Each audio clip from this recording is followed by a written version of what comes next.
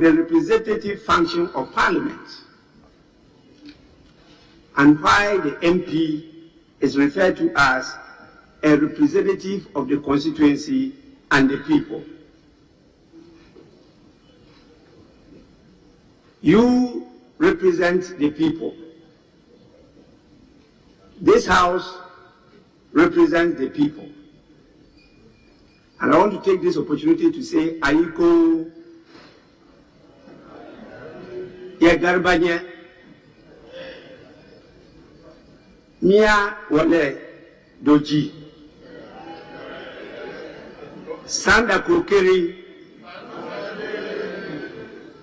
Anyeko. You may add the rest. Honorable members, as leaders of your people, you need to be supported to perform this function effectively and ethically to inspire many more up-and-coming youth to be motivated to see politics as an honorable career or profession. This underscores the urgency for the provision of offices, not the use of private residences, as we have now. The provision of open, lawful, and verifiable sources of funding, not funding from opaque sources or money bags, and the support of technical staff, not party apparatchiks or activists only. You need these to assist you in the performance of this arduous duty. Unless we are not interested in ethical governance, which is premised on open, transparent, and accountable leadership. Honorable members, this is the Parliament of Ghana.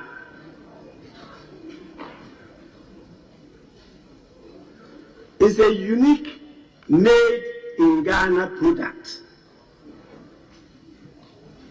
and we must showcase and market it to the world as a brand. We must create a unique set of values and norms that will give a unique character to our Parliament to set it apart from the colonial legacies of the British system. My outfit today, as the Speaker and presiding officer, is to set in motion that agenda. The practice of MPs decently dressed in traditional attire, led by the Speaker, is long overdue. Ghanaians accept representation of the people to include representation of the full identity of the Ghanaian. That is the culture, tradition, and more importantly, their dress code. I am glad that this decision accords with some of the propositions of the first President of Ghana, Dr. Kwame Nkrumah, and the other founding members of the Parliament of the First Republic.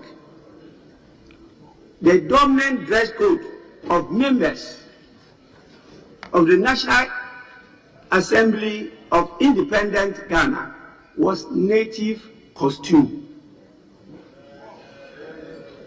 Where we got it wrong, I don't know. the Speaker of the First Parliament, for example, of the First Republic of this country, that is 1960 to 1965, the Right Honorable Joseph Richard Asedu appreciated and in fact practiced it. And people could cross-check from history. Honorable members, the robe, that is the long gown, the headgear, the bib, these constitute the ceremonial dress of the Speaker. We inherited it from the British. This ceremonial dress was to be worn to distinguish the Speaker from members and to reflect the pomp and pageantry of special national occasions.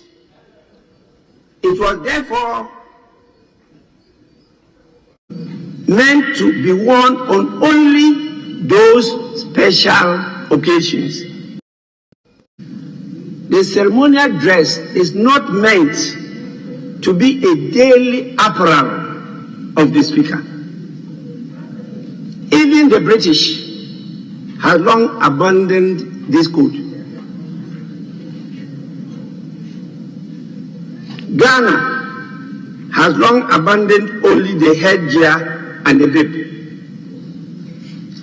Honorable members, I assure you, we are not on a walk in the park in this matter. We are not on the walk in the park in the journey of renaissance and transformation alone. We have a lot of followers and supporters in this matter. It is with this I happily invite all of you to wear Ghana, grow Ghana, eat Ghana, brand Ghana, and transform Ghana. From now on,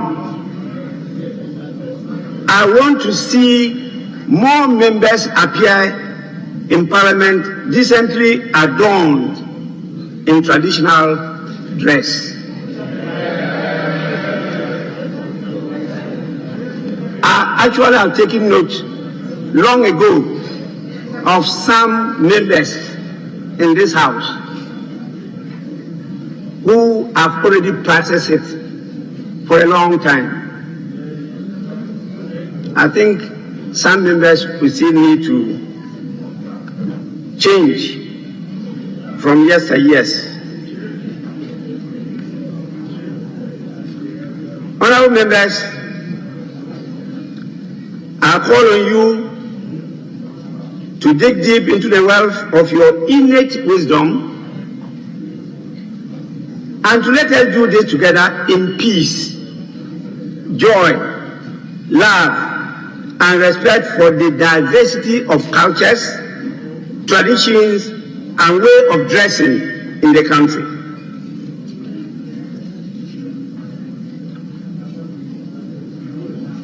All I have to tell the leaders, particularly the whips, definitely led by my good self, to enforce the dress code of being prim, prompt, and decent in your appearance.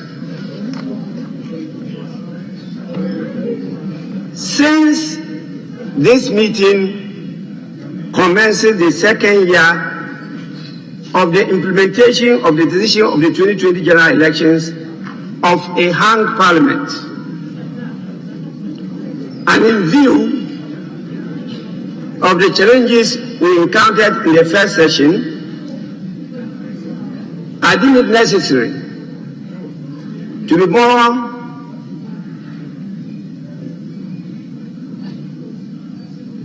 I deem it necessary, I take it again, to take this opportunity to throw more light on the need for Ghanaians to be more tolerant to what happens in Parliament and to appreciate the essence of the decision in the 2020 election. Later, during the course of the week, I'll provide an opportunity for us to do a review of our performance in the first session of this Parliament, which is 2021. Honorable members, beloved Ghanaians, the results of the 2020 elections brought a new order of political engagement. In effect, the character and norms of the power game changed, especially in Parliament. The ultra-majoritarian rule, where the majority party marshals its numerical strength to back the president's policy or program, leaving no space for dialogue, compromise, and consensus building, is no more.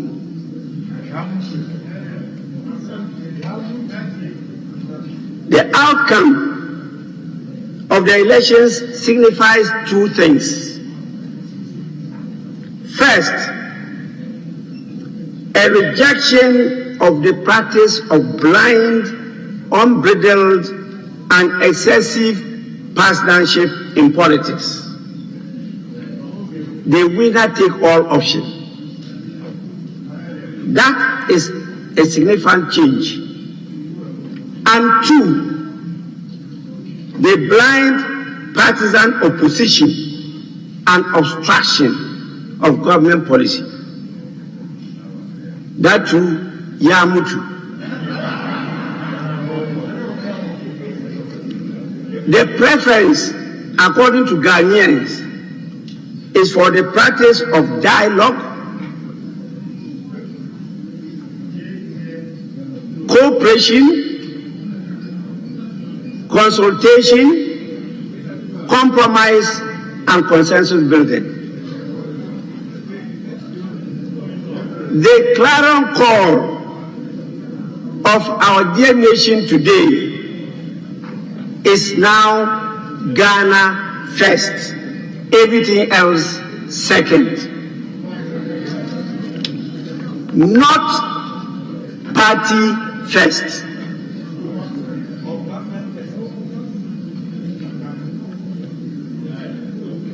Not government first, not opposition first,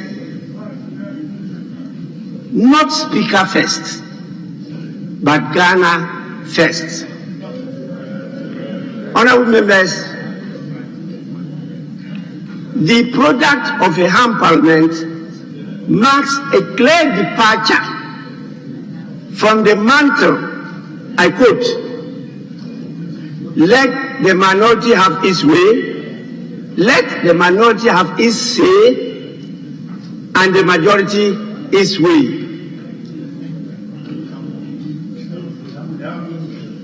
Honorable members, I'm watching those of you who have decided to constitute yourselves into groups to converse and not listen to the speaker.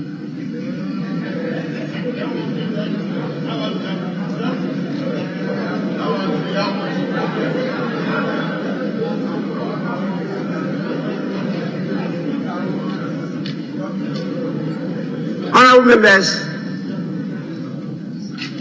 this house is meant for serious business. I believe in ultimate responsibility. And even those, all these things that happened, I was not on the chair. Those who were on the chair were only exercising delegated authority. The ultimate person responsible is me, the Speaker, and I take responsibility. That is why earlier on I kept on apologizing to the good people of Ghana. With that ultimate responsibility, I will not only be using the carrot, I will also be cracking the whip.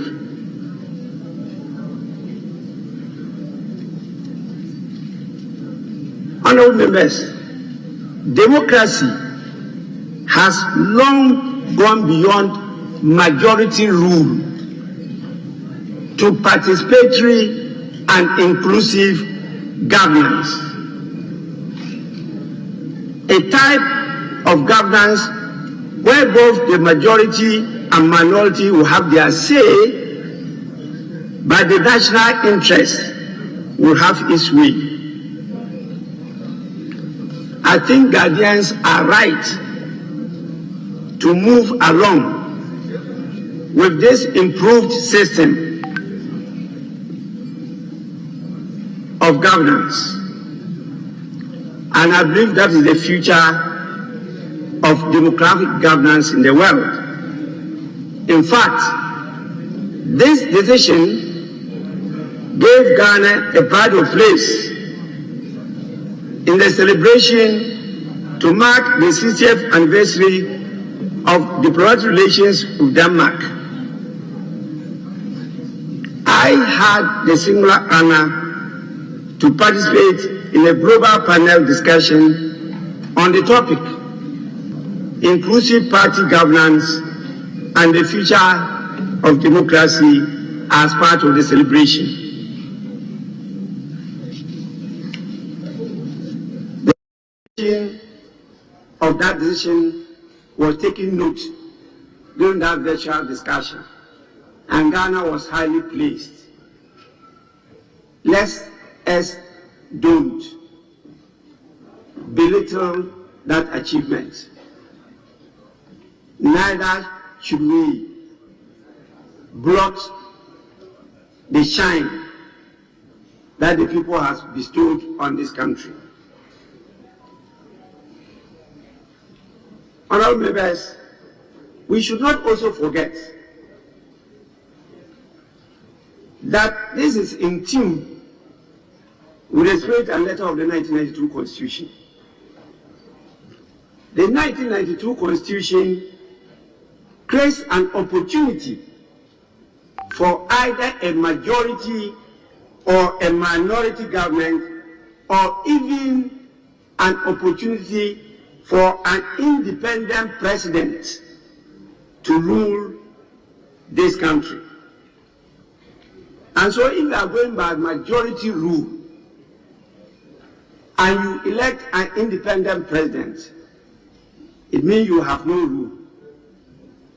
If you are going by the majority rule and you have a president with minority members of parliament, it means there will be no rule.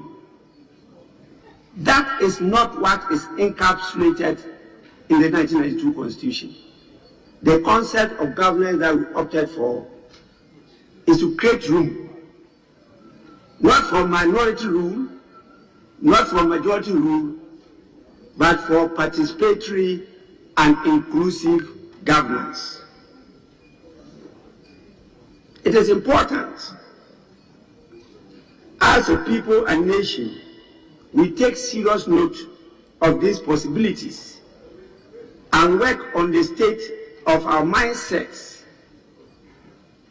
our conduct and attitudes to accept any of these decisions when so decided by the electorate of this country. Unfortunately, teething problems and challenges of definition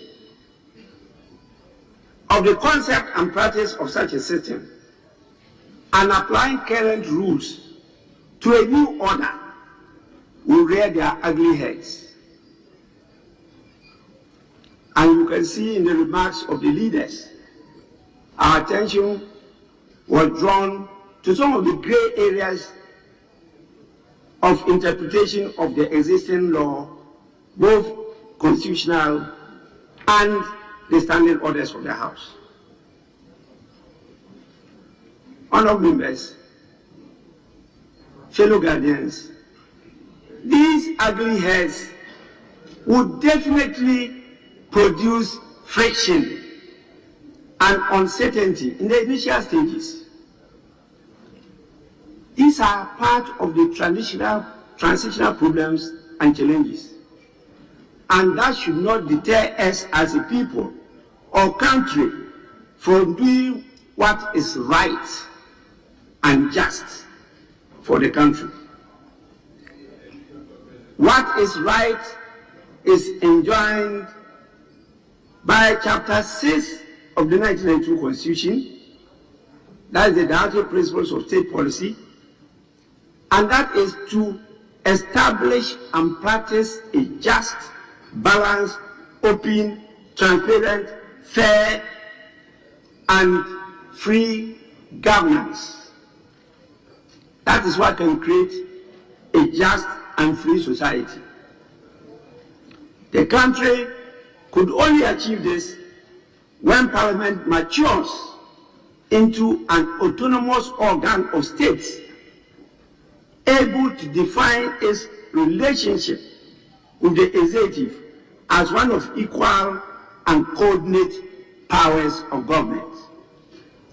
This is the only way to sustain, consolidate, and secure multi-party democracy in Ghana. It is there and then that the dividends of democracy could accrue and seep down to the ordinary Ghanaian. Please, honourable members, let's take note of the speedy decline of democracy in the world and the resurgence of undemocratic governance, even in our sub-region. Within these few months, we are aware of what has happened to a number of our countries. May the good Lord keep us far away from those developments.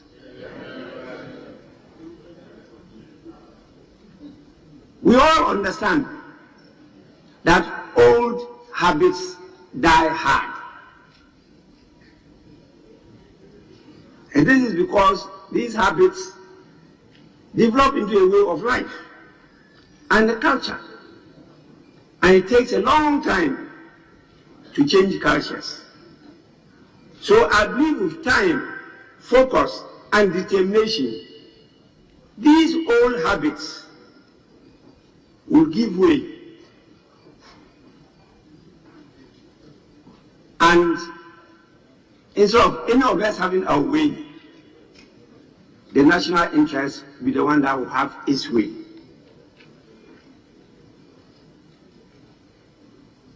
They're saying that I am in government and I must have my way. They're saying that I'm in opposition and I'm to oppose government. All this shall come to pass. And it's important for the political elite to understand the democratic process as a process encompassing a variety of interests and requiring cooperation, compromises, and consensus arrived at through bargaining, so that at all times this will be made in a framework and decisions will be made in a framework of broad coalition. Professor Nin Singh drew our attention to a book written by him on these matters. long time ago. Our own Professor Nessin. Those who have read it will definitely confirm what I've said. But I want to assure all of you, I have so much confidence in the commitment of the Ghanaian to democratic governance. And I know the willpower and the can-do spirit of the Ghanaian will see us through. I am optimistic that these teething challenges will be turned into opportunities sooner than later.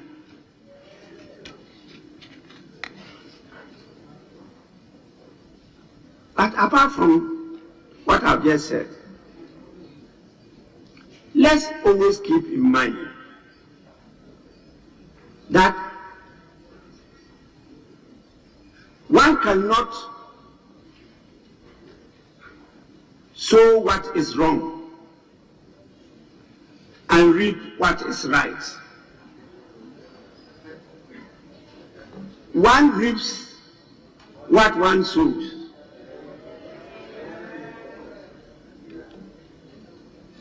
And again, I repeat this cliche: whatever you do it for yourself. These are all natural truisms. Please, honorable members,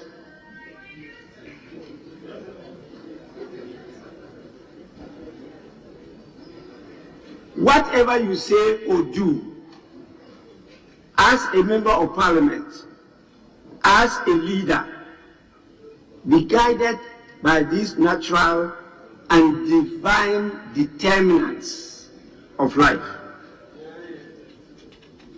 It's also important to acknowledge that in the midst of the teething challenges of disharmony and discord, Parliament has given a clear indication of taking advantage of the opportunities offered by a hung Parliament. It ought to be clear to Ghanaians by now that Parliament has taken some steps to claw back a bit of its lost image and brand as a willing tool of the executives. This gives a glimmer of hope that Parliament will not continue to be in the belly or a rubber stamp of the executive. I'm not just talking about eighth Parliament, Parliaments after this. So whether you are on the right or on the left, you'll be seen as part of governance and inclusiveness in the sharing of the national cake.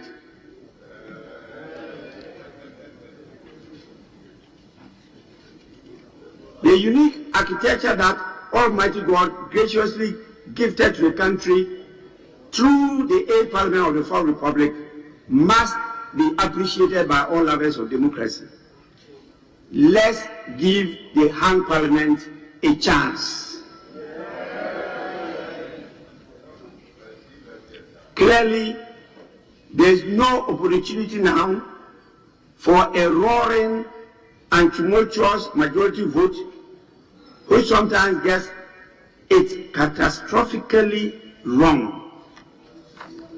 Neither is there an opportunity to be an obstructionist opposition. The unique composition of 137 members apiece, with equal numbers in terms of the gender distribution of 117 males and 20 females on each side of the House, and just one independent member altering the equation, give this Parliament a unique membership structure indeed. It's with this I call on beloved Ghanaians to know that we have no choice than to comply with the dictates and consequences of this new order, which comes with such a composition. Indeed, it captures one of the four important traditional insignia of the parliamentary logo. Many of you look at the logo, you don't observe it properly. It has four traditional insignia. One of them, my tree is not too good, but I know it's referred to Akofina,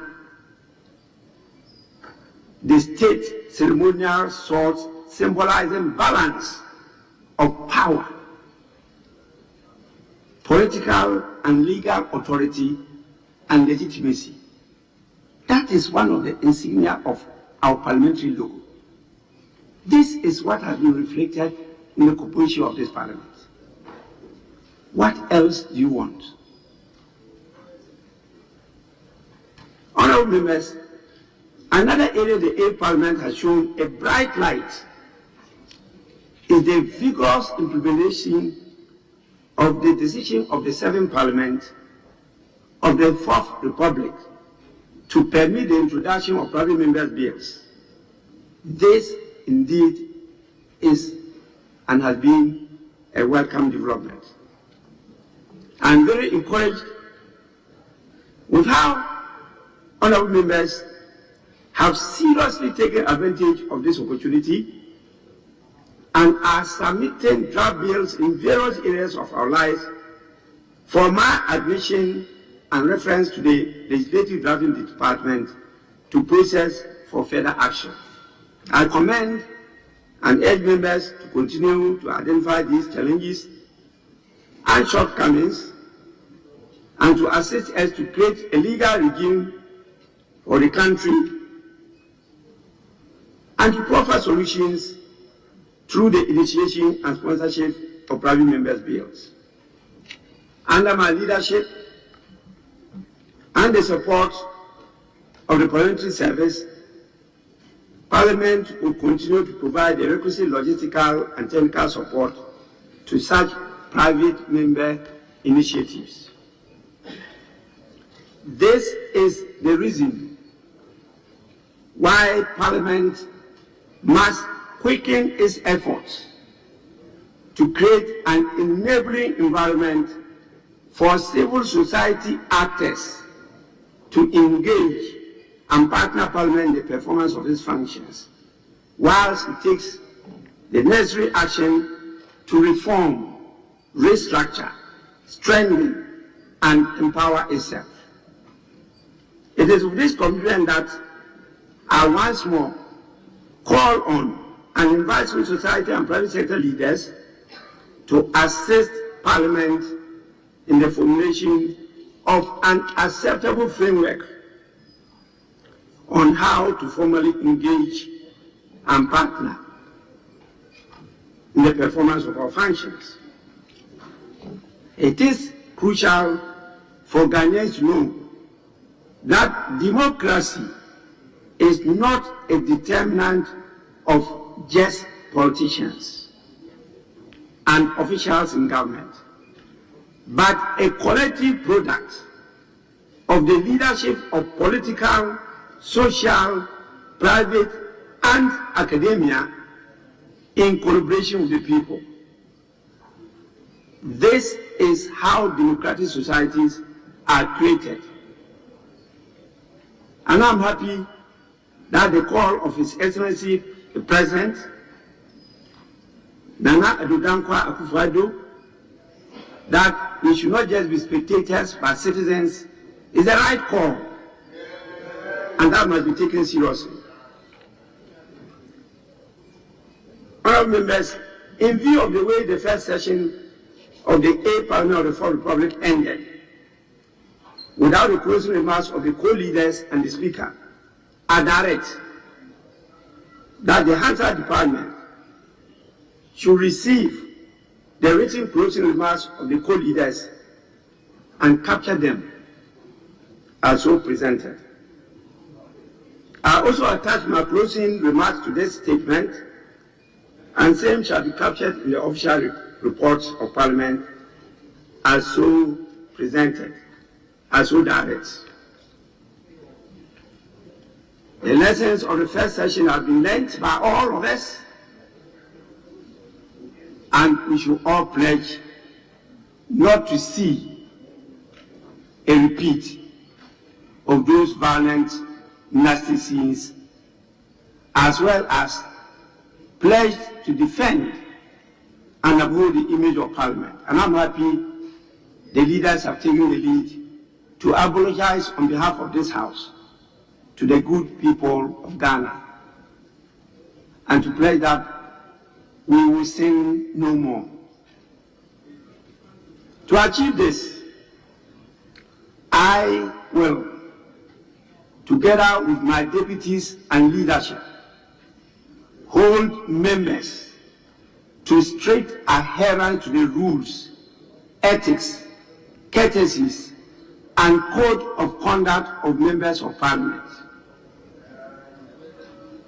We will work to promote orderly behavior and the use of decent parliamentary language in the deliberations of this House. We will now not be waiting for you to be raising point of order. Any of us presiding would at any time call members to disorder when you use unparliamentary language. And I can assure you, more efforts will be put into organizing forums and workshops to enlighten members on these rules, norms, and ethics of civil behavior and conduct during parliamentary deliberations. Parliament will do all it can to create an environment for a collective effort to educate and inculcate the culture of democratic society in this country.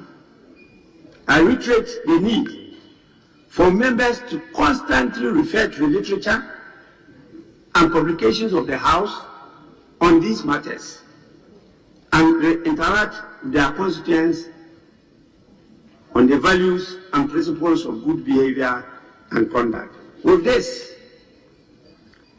I once more warmly welcome all of you from the recess to the second session of the 8th Parliament of the 4th Republic of Ghana. May the Almighty God, in whom I have most trust, continue to bless Ghana and all Ghanaians. And I wish all a productive and fulfilling session. Thank you for your patience, your endurance, and the listening ear. I thank you so much.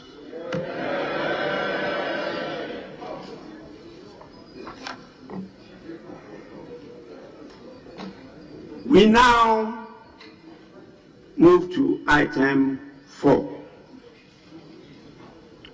Correction of votes and proceedings and official reports.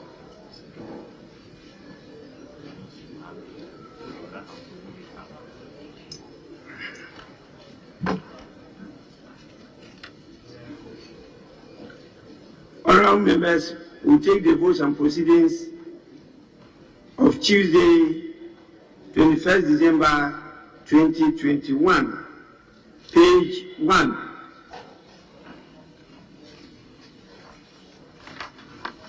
Yes, Honorable Ablakwa.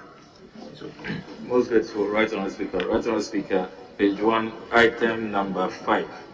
I was not in the chamber, but I've been marked as present. So if the records could be corrected accordingly. Yes, table office, take notes. Page 2. Page 3.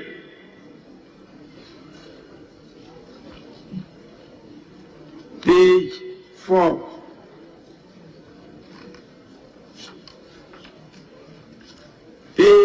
5.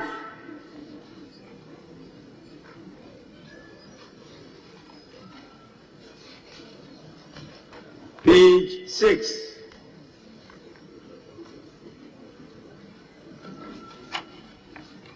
Page 7.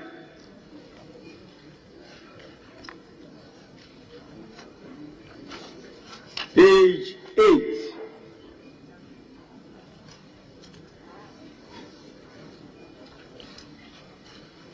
Page 9.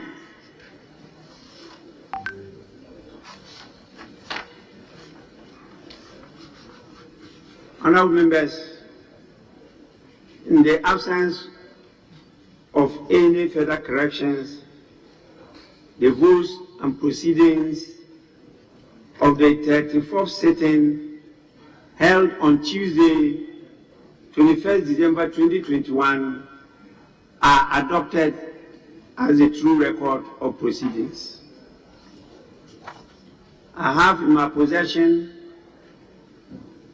the official report of Thursday, 9th December 2021. Any corrections? It's not being circulated to members? Yes, please. Yes, Honorable Ablakwa. Yeah, thank you very much. I wanted to know whether members actually have copies.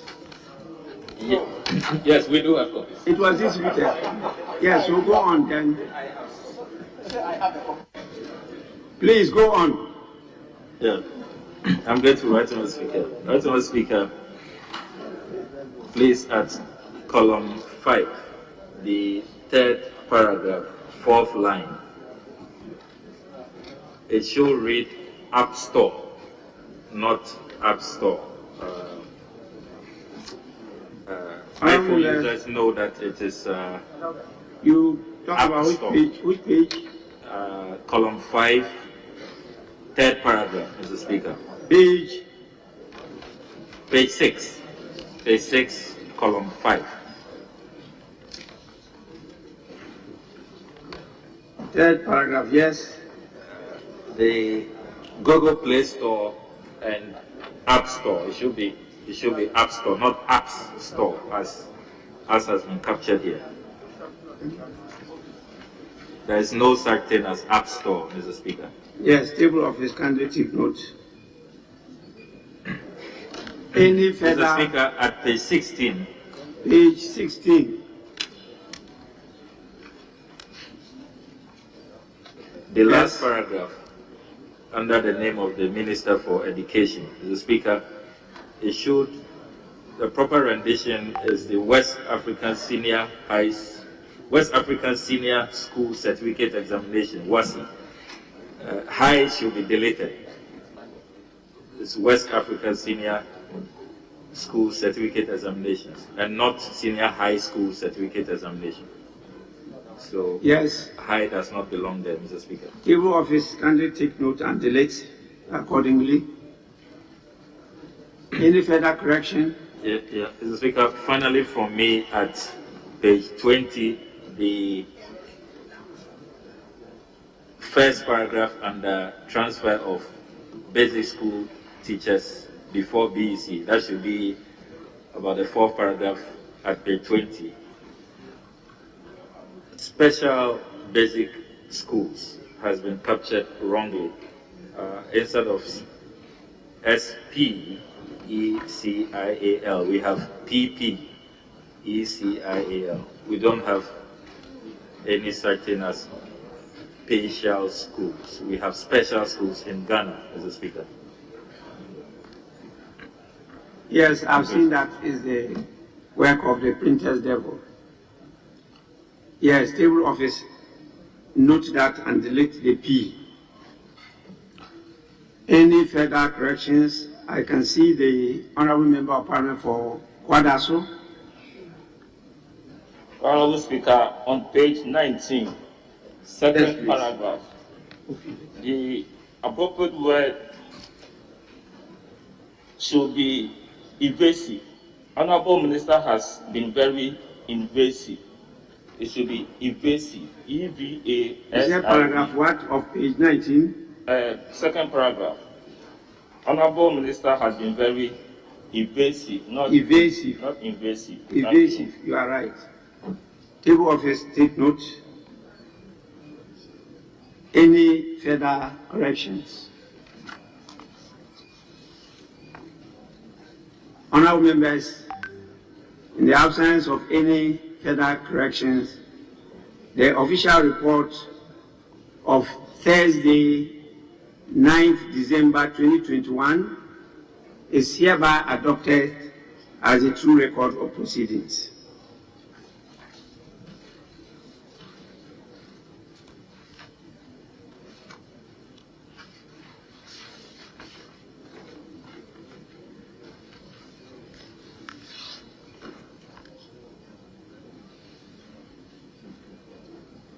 We now move to item 5 on the order paper, which deals with presentation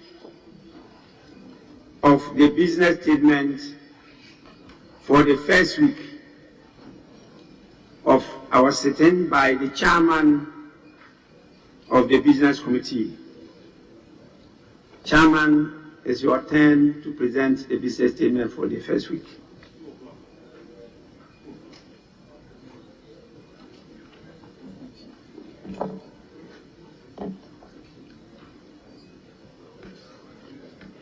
Honorable members, with my kind apologies, it looks like it's after 2 o'clock and we should have given notice of extension of our sitting beyond the normal prescribed hours.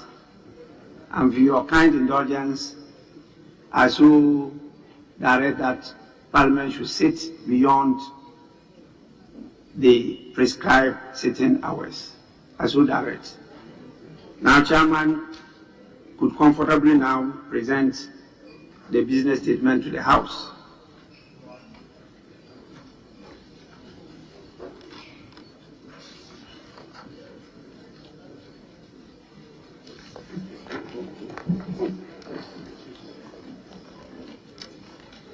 Right Honourable Speaker, the Business Committee met yesterday, Monday, the 24th of January 2022, and arranged business of the House for the first week ending Friday, the 28th of January 2022. The Speaker, the committee accordingly submits its report as follows.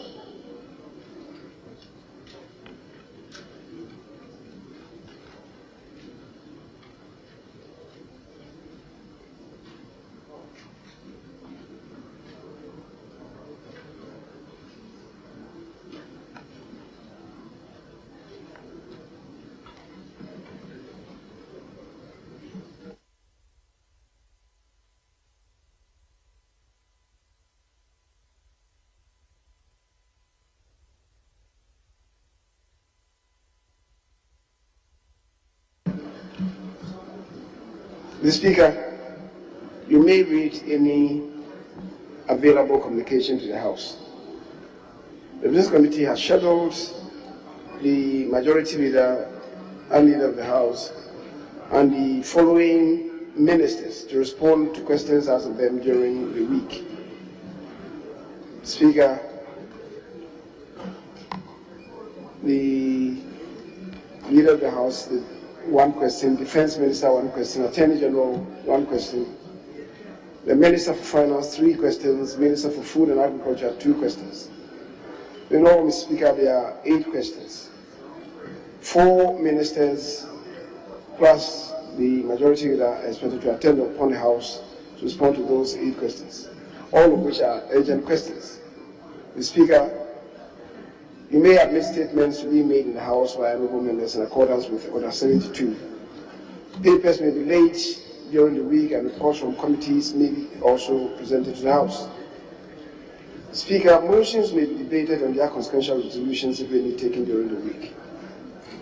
Speaker, the Business Committee also takes this opportunity to welcome all honourable members back from the Christmas recess, which is believed to have been very refreshing to them.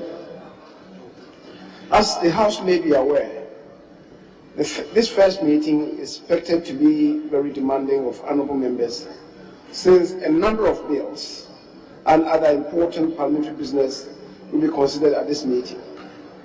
Speaker, bills that may be presented to the House for now number about 68. Instruments that are being processed to be delivered to the House number about 80. And there are 400 questions that have been filed. And indications are that the number would climb up since members have returned from their constituencies, and as usual, after the interactions with constituents, would want to reflect the needs of constituents at question time. Speaker, for this reason, the Office of the Leader of Government Business is consulting and conferring with the ministers to determine their respective prioritized agenda for the meeting. It is hoped that by this joint effort, the House will be assisted to make judicious use of the limited time that is available to the House. Speaker, His Excellency the President, in accordance with Article 67 of the Constitution, will at this meeting deliver to the House a message on the state of the nation. Speaker, so given the tall order of business that you have, members are entreated to brace themselves up to the task ahead. That in the midst of the teething challenges of at the moment, there are 4 public bills before committees and 5 private members' bills before Parliament. In this regard, the committee takes this opportunity to urge committees with those referrals to expedite action by all levels of democracy on same for consideration by the House. parliamentary logo. Speaker, as honourable members will recall, the House was expected to begin consideration and passing of the electronic transfer levy bill 2021 by the end of the third meeting and third session. Due to unforeseen circumstances, however, the House was unable to consider and pass the bill at the end of the meeting. It was therefore given the contemplation of the Bills Committee that the bill will be scheduled for consideration by the House during the first week of the first meeting of the second session. However, upon consultation with the sponsoring minister, the committee is not able to program sitting for this week. After objection, Honourable Minister of Finance has taken further engagement with stakeholders and sessions.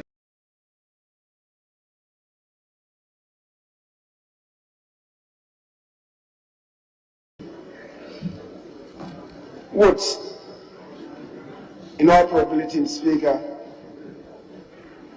program the bill for consideration during the second week of this meeting, and honourable members are therefore encouraged to participate fully in the consideration and conclusion of the processes of the passage of the bill for the benefit of the economy. Speaker, in accordance with Standing Order 160 and subject to Standing Order 53, the committee submits to this honourable House the order in which the business of the House shall be taken during the week. Speaker, given the distance we've travelled, I don't intend to go through the entirety of the agenda proposed for the week, except to plead with the Hazard Department to consider the report as having been read and capture same in the Hazards. Speaker, to also propose that the urgent questions slated for today may be taken subsequently at another forum. Speaker, I thank you for the opportunity. Honourable members, you have heard the chairman of the Business Committee in the person of the Leader of Government Business. It is the time for you to make your comments on the report. Yes, Honourable Ablakwa. I'm most grateful, Right Honourable Speaker. Right Honourable Speaker, there's a preliminary concern. The nomenclature of the Minister for Parliamentary Affairs appears to have changed. I see here minister leader and leader of the House. Has he become the leader of all ministers, or is it a North Korean kind of title that the Honorable Majority Leader now has? And considering that, Mr. Speaker, he shocked all of us when he said that we have technically approved the E-levy. I don't know if there has been some technical changes to his position as is now minister leader and no longer Minister for Parliamentary Affairs. So the Speaker would like to know exactly what is happening. But Mr. Speaker, on the more substantive matter, I want to find out from the Honorable Majority Leader. He gives us an indication that the message on the state of the nation will be presented by His Excellency the President during this sitting, during this meeting. But he stays away from specifics. Is the Honorable Majority Leader able to give us a more specific indication so we can prepare ourselves accordingly? Then finally, Mr. Speaker, I also observe that the business statement is silent on very important motions that the Right Honourable Speaker has duly admitted. For example, the Sputnik V probe work had already been done and the final decision is pending. The business statement is silent on that.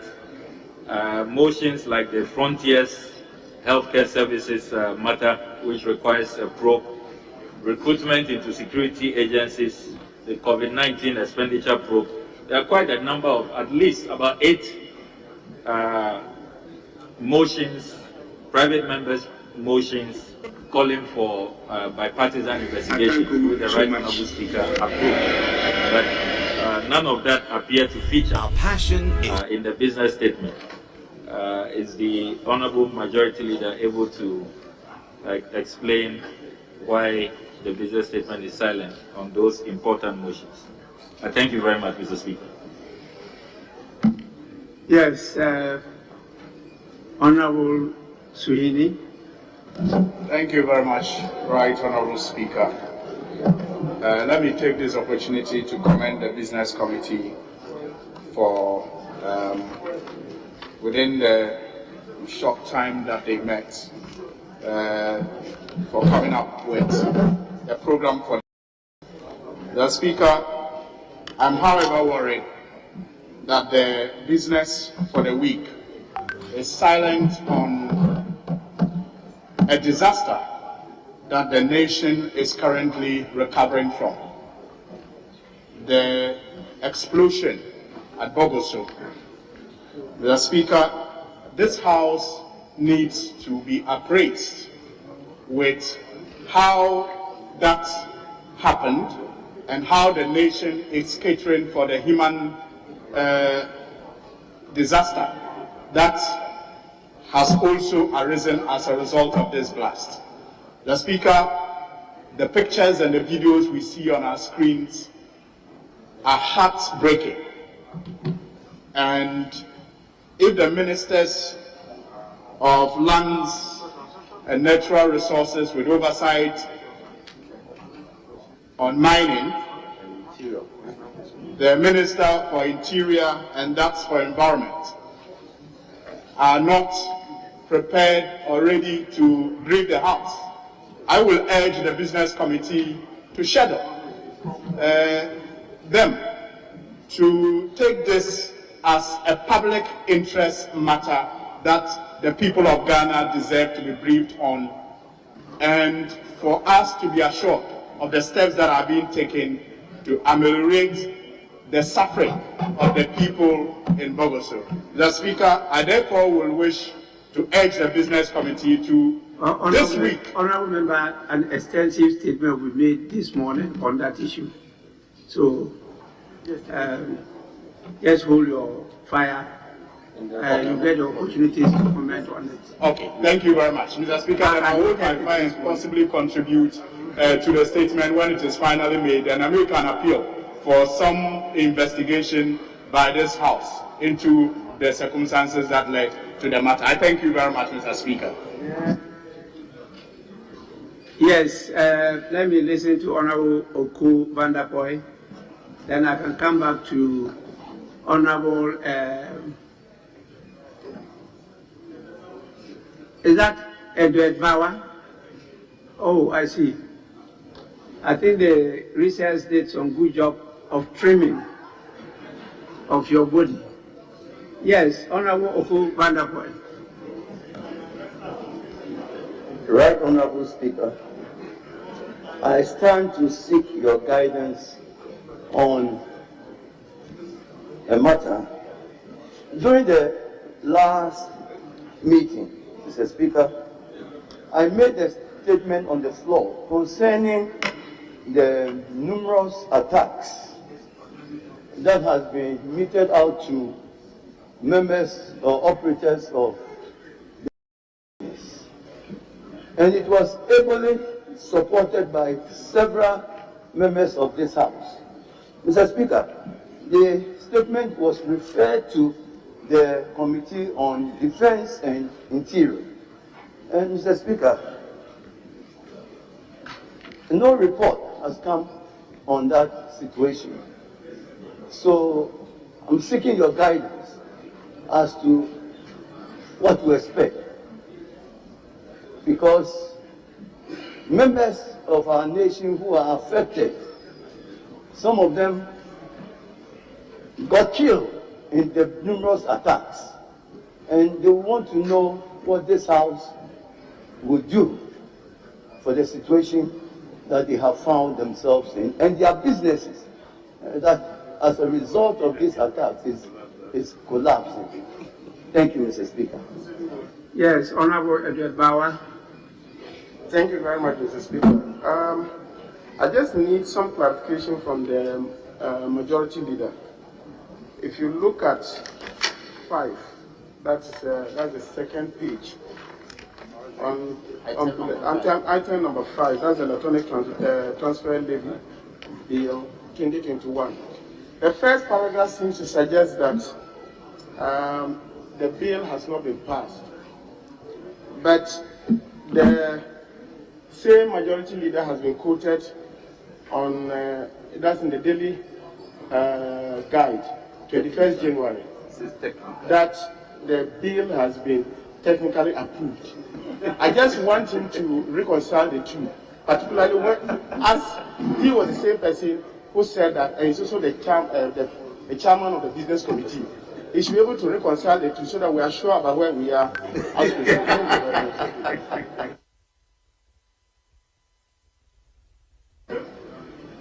Minority Chief Whip. Thank you, Mr. Speaker. Mr. Speaker, on the business statement, that's page 2. That's item 5, where the electronic transfer levy bill is stated. The chairman of the business committee is indicating that the finance minister is sorting or seeking to get ample time to go and further consult. Mr. Speaker, let me state, as a matter of fact, throughout this period of the recess, we on this side were never consulted or talked to about this, about the electronic transfer levy bill. And Mr. Speaker, at the Committee of Finance, our side of this House requested that as part of the practice of this House and supported by the Constitution and the standing orders, we should open up for people to bring memoranda for the engagement, and we said there was no time. But now we are giving time to the Minister of Finance at our, or at his request, we should wait for him to do consultation, but we cannot even give this House time to consult. Mr. Speaker, I want to make reference to the 1992 Constitution, and precisely Article 106(4). And with your permission, Mr. Speaker, I read: whenever a bill is read the first time in Parliament, it shall be referred to the appropriate committee appointed under the Article 103 of this Constitution, which shall examine the bill in details and make all such enquiries. In relation to it, as the committee considers as the committee considers expedient or necessary. You go to committee, and Speaker, this is also supported by our Standing Orders 125, which is just a verbatim lifting of what is in Article 106(4). Now, the House of Parliament cannot get time to do consultation, but the minister should be allowed a whole week to go and do. And then he comes to tell us in his consultation what he has seen or he has heard. Why are we not, the committee, equally not going to make time for this House, and for that matter, the Finance Committee, to engage the public? So that, yes, because this is how we carry bills in this House. That's because when the human value bill, the gay bill comes to this House, even when we wanted that to be fast tracked, the committee is now calling the people in fives. There's 5 people, come and let's hear you. And people are repeating the same point, simply because the government side are not interested and they are delaying the passage of that bill. Now this one that we are saying that give time for proper consultation, because it's going to even affect more people. That one, the House cannot do the consultation, but the Finance Minister can go and get time to further consult. Mr. Speaker, it is this attitude that creates the unnecessary tensions and the unnecessary behavior that we all see, which we all condemn. But Mr. Speaker, let's do what is right, so that it will be easier to get and go along with the people of our country, instead of these tricks of others thinking that they are smarter than the others. When everybody is planning or strategizing, that's what creates the problem. But let us do as is always done in the House.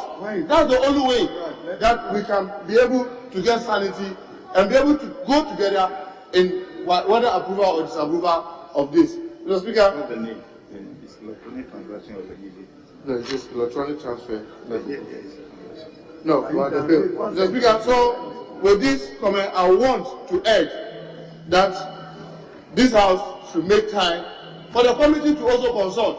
Not only the Finance Minister should go and consult, so that they can compare whatever they are hearing from the civil society or our citizenry. That will help inform the decision that this House will take. With this comment, Mr. Speaker, I hope that the Business Committee will make time for the House to further consult. Thank you very much. Let me allow the Majority Chief Whip to make a comment before Speaker, I come to you. Respect to my colleague, I took time to listen to him, and I heard him, the latter part of his presentation, use the word tricks. I think it's out of place, and he knows best. Nobody is in this chamber to engage in tricks. So he should just depart from these words. Stay clear of a word like trick. It's unparliamentary. He should retract that. And Speaker insists he should retract the word tricks. Engage the usage of tricks. It's unparliamentary. Honorable Minority Chief Whip, your attention has been drawn to the use of the word tricks in your presentation, which is according to the appreciation of parliamentary language unparliamentary. What do you say to that? Mr. Speaker, I have no problem withdrawing the use of the word tricks. But to say that, Mr. Speaker, we need to be sincere in all the actions that we, both sides, take for the good of this House. without any problem, Mr. Speaker, I withdraw the use of the word tricks that my colleague was drawing attention to. Thank you very much, Mr. Speaker. The Honourable Minister for Communications. Yes. Thank you, Mr. Speaker. Mr. Speaker, I distinctly remember that during the conclusion of the debate on the budget, the Finance Minister asked and prayed this House to be given time to consult all sides of the House in view of the views that have been expressed during the debate. Mr. Speaker put the matter to vote, and this side of the House voted unanimously against giving the Finance Minister time to consult them on the issues that had arisen out of the budget. I'm therefore surprised that now they are seeking to be given the opportunity to consult or to be consulted on the E-levy and on other matters arising from the consideration of the budget. They have indicated clearly, as it's recorded in the proceedings of the House on that day, that they are not interested or desirous of being consulted on any matter to do with the passage of the budget. So why this sudden about thing? I would like them to explain to the good people of Ghana why.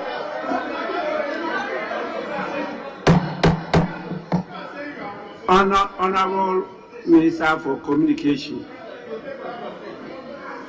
the issue that has been raised is that when a matter is presented to the House and referred to the committee, is a committee that should be enabled to continue to do consultations of the civil society and whatever stakeholders to assist them in the preparation of the report for the House for consideration.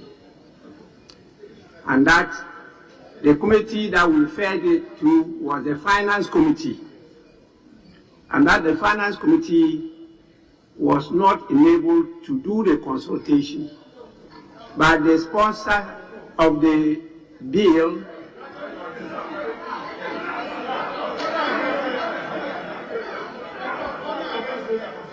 I am just summarizing what was submitted, and therefore he was thinking that it is not the Minister for Finance who sponsored the bill that will now be given time to do the consultation of stakeholders, but that the Committee on Finance should be the proper instrument to be used by the House to do the consultation. That's the issue that he raised.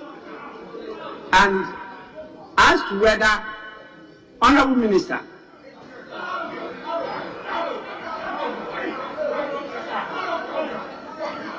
Honourable members, please,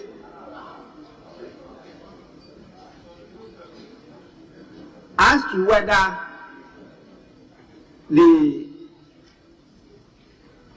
consultation being done by the Minister of Finance prevents the Finance Committee from doing its consultation is an issue that we have to consider. But I believe that when the matter or a matter is referred to the committee of the House can conduct its investigations, consult stakeholders and other civil society actors, but that doesn't preclude the minister from also doing his consultation. And so I think that what we need to do, but I doubt whether we have the time now, is to allow the Committee on Finance to do the necessary consultations. But that doesn't stop the Minister for Finance from doing his consultations. This is not a matter open to debate. And, honourable members, your attitude and body language would not help the situation.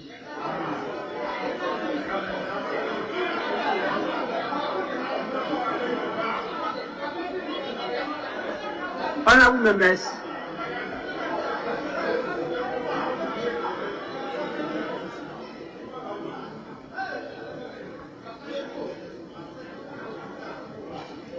I will be compelled. I have the list of your names, and I will be compelled to be naming members of Parliament. That has serious consequences when you are named on the floor. So please, let's exercise patience, listen to each other. We have agreed to disagree. How we conduct that shows our maturity as an individual and as a house. We all agree that we need to work together and build consensus on these matters. Honorable member, if it is a government policy and the government wants the approval of the House, hasn't the House got the right to inquire into that policy? So why do you say that is government policy? So what? The House cannot query it, debate it, and support government. That process alone educates the public more.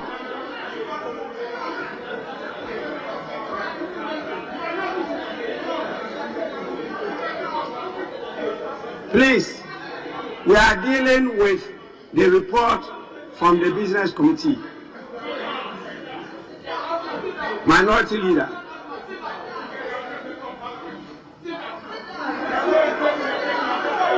Honorable members, you don't do my work for me. Please. Yes, Minority Leader. Mr. Speaker, thank you very much. I needed to indulge you and the chair of the Business Committee to make some observations on the Business Committee report. But once this matter has been raised by the Minister for Communication, I need to put it right in the record that there is a clear distinction between approving budget policy principles and subjecting a bill submitted in accordance with Article 106 of the Constitution to the lawful due processes. And therefore, the particular day that this side, without any regret, stated strongly that we will not accommodate any engagement with the Honorable Minister of Finance, Mr. Speaker, was on the policy principles, which meeting was at your request in your office, to which we shared our position before we came here with the Minister for Finance. So that was for the approval of the entire budget statement with its accompanying modifications, and we moderated even our position based on the discussions and consultations that we so had. So take note that that was about budget policy principles when we stated those issues. And Mr. Speaker, before you in private and before we came and engaged here, we indicated to him that come to the floor, it's a budget, we will state our issues, respond to them. If they were satisfactory, we will proceed thereon. What the Honorable Whip and Honorable Muntaka, Mr. Speaker, is seeking to do for the abundance of caution, Mr. Speaker, I want to refer you to Standing Order 125 and then come back to Article 106, which is a repeat of what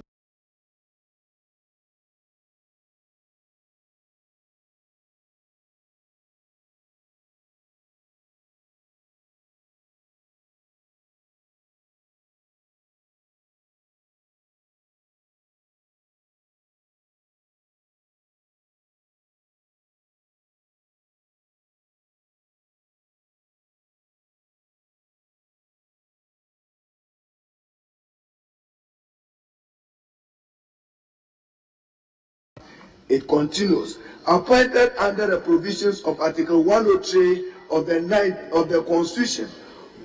And Mr. Speaker, for emphasis, which shall examine the bill in detail and make all such enquiries. It does not say the minister shall examine the bill and make the enquiries.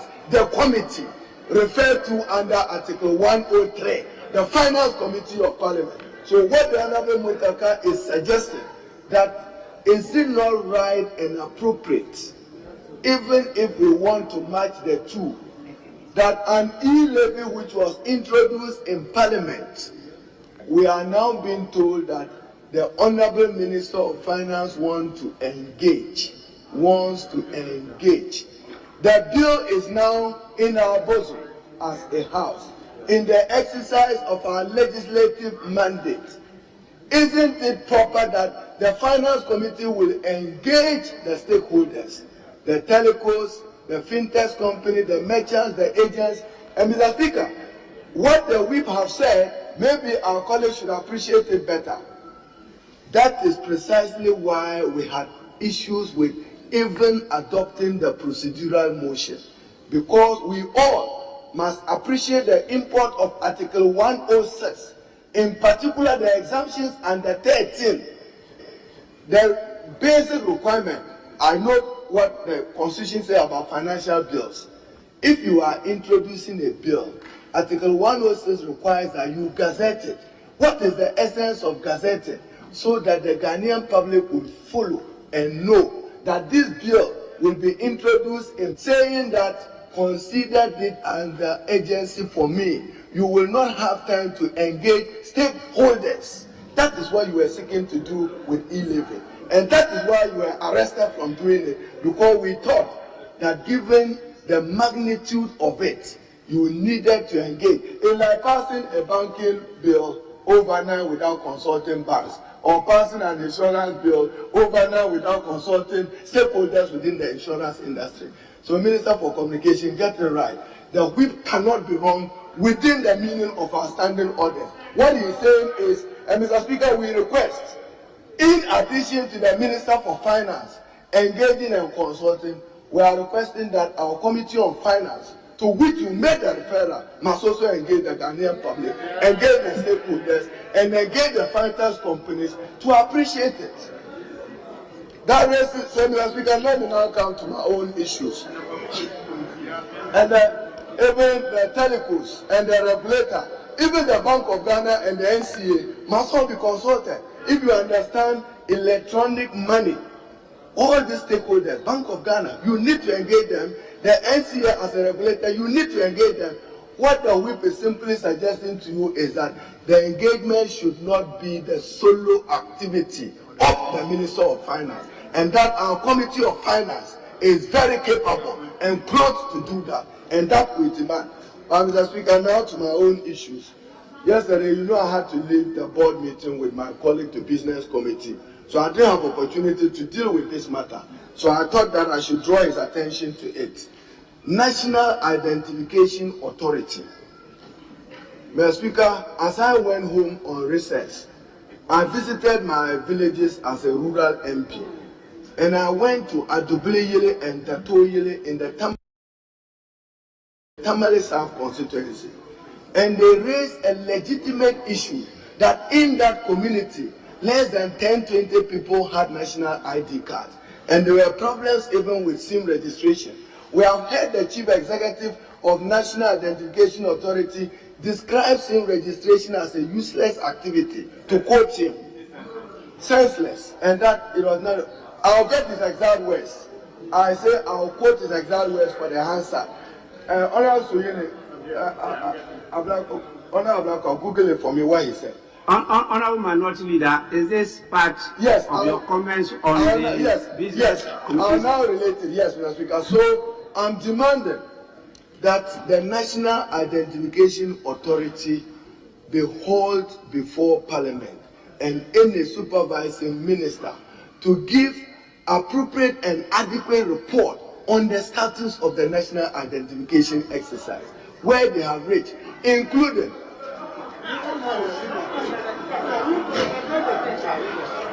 we are demanding. Mr.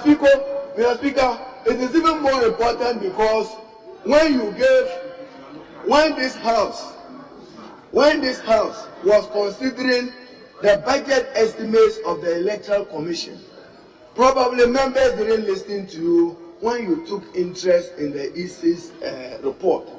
You kept emphasizing 2 lines: matters relating to SAL, matters relating to creation of new. But more importantly, in that report was the EC saying that the national ID card will be the source of a voter register for the purpose of future elections. If you don't get it right, you puncture your democracy. It is for this reason that I'm saying that. And Mr. Speaker, on this same matter, let's go back to the present state of the nation address. I'll paraphrase the president. He called for harmonization and synchronization of data, including that of SNIT. We need to know, where are we? How much money have you spent? What has happened? We need to know. And we are demanding that the ministers, whoever is there, and the institutions are brought here. Mr. Speaker, finally, may I refer you again, Mr. Speaker? Yes, what did the man say? Give me his words. Mr. Speaker, may I now refer you to Article 187, Article 187 of the 1992 Constitution. Mr. Speaker, I miss conclave because I was running from my office. I know yesterday this matter came up, and I thought that myself and the majority leader should work in harmony with you.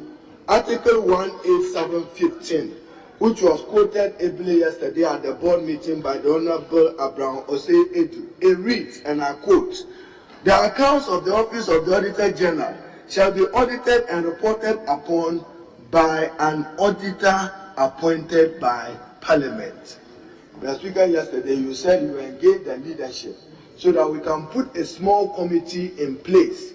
This matter has been pending for too long, and I thought that you can instruct the leaders to get a 5-member committee to do what is appropriate, so that we get a committee as Parliament to appoint the auditor for the Auditor General, as is required of us under Article 187. Mr. Speaker, even though I have left the matter of National Identification Authority, Dr. Kenneth Tifa is reported to have said that data from SIM card registration is useless, unquote. We are not part of it, unquote. Those are not my words, they are the words of the professor. And we know that as a country, national identification is an important exercise. We support it fully, but we want to get it right. Where are they? Where are they, including your SIM registration? Honorable Leader, you made the point. Okay, Mr. Speaker, finally, we are looking at business committee. Mr. Speaker, finally, while the finance committee will engage, we will know whether 100 Ghana cedis sent on Momo or on money tax. But Mr. Speaker, you have to tolerate me on E-levy because it's missing here. And what the Minister for Communication is saying is what is making me bring it up. Ideally and ordinarily, today, the E-levy must have been part of today's business. Ideally and ordinarily, it must have been part. What happened? That is where we were when the House adjourned. So that is why the Minister must allow us to respect the leader and stop what she's doing. Ideally. So don't think that we have asked for consultation. We have not. If you want, bring it. We are ready. Bring E-levy now. That is what you told us. That is what you told the Ghanaian people. Bring E-levy. We are ready. That is what you Honorable said. Minority Leader. That is what you said. Honorable Minority Leader. Thank you, Mr. Speaker. Honorable Minister for Interior. Thank you, Right Honorable Speaker. Honorable Speaker, I am the Minister with supervisory role over the NIA. The position, the alleged position of Professor Atifa on or purported disagreement between him and the Minister for Communication is unfounded. What happened was a distortion of earlier communication. The professor came out to make it clear, made it to me, made it to the country that he is in support of the re-registration of SIM card and that he has no opposition to that. Mr. Speaker, I am the minister with supervisory jurisdiction of that, and I speak on authority. And this house is a house of record. And honorable members, please, I would ask that resume your seats and listen to the minister. After that, if you want me to give you opportunity, I will do so. Yes, Minister. I would ask that this house go by what is the true position as stated by the professor to me and to the country, that what had been communicated earlier was a distortion of an earlier technical correspondence between him and some other people. The position now is that the professor is solidly behind the re-registration. Yes. Yes. Yes. Mr. Speaker. Mr. Speaker, I think that this house should be a house where facts can be found. And I do not have any difficulty if people want to find out anything about NIA. But it is my duty to correct the allegations and the wrong impressions that are being created. And so please, yes, we know what the social media can do, but what I am telling you is the official position declared by the professor to me and the country, and he's behind the re-registration. Honorable members, we actually have a lot of work today, including statements. We are just at the stage of listening to comments on the report of the Business Committee presented by the chairman of the Business Committee. Don't let's waste too much time on this. He has taken note of the concerns raised and he's capable of responding to them. So, with your kind permission, I'll allow the chairman of the Business Committee to respond to the comments that have been made so far. Chairman, you may do so now.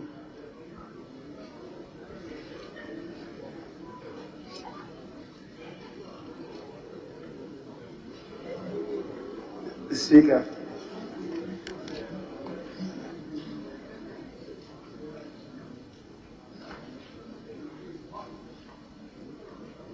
the Honorable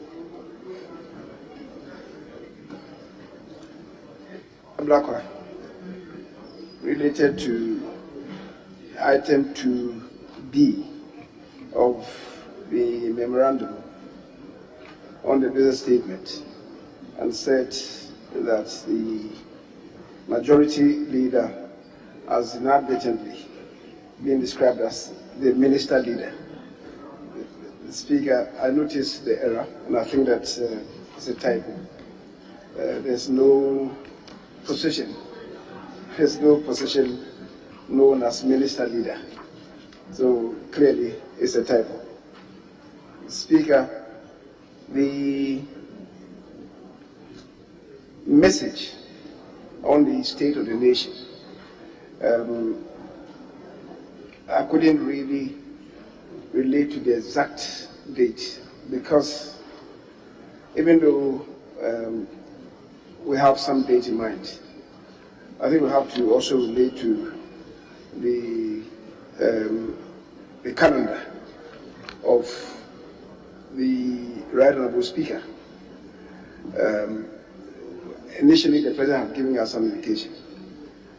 I have no formal communication from the Speaker, but I've heard that there is some calendar for his presence in Ghana and outside Ghana.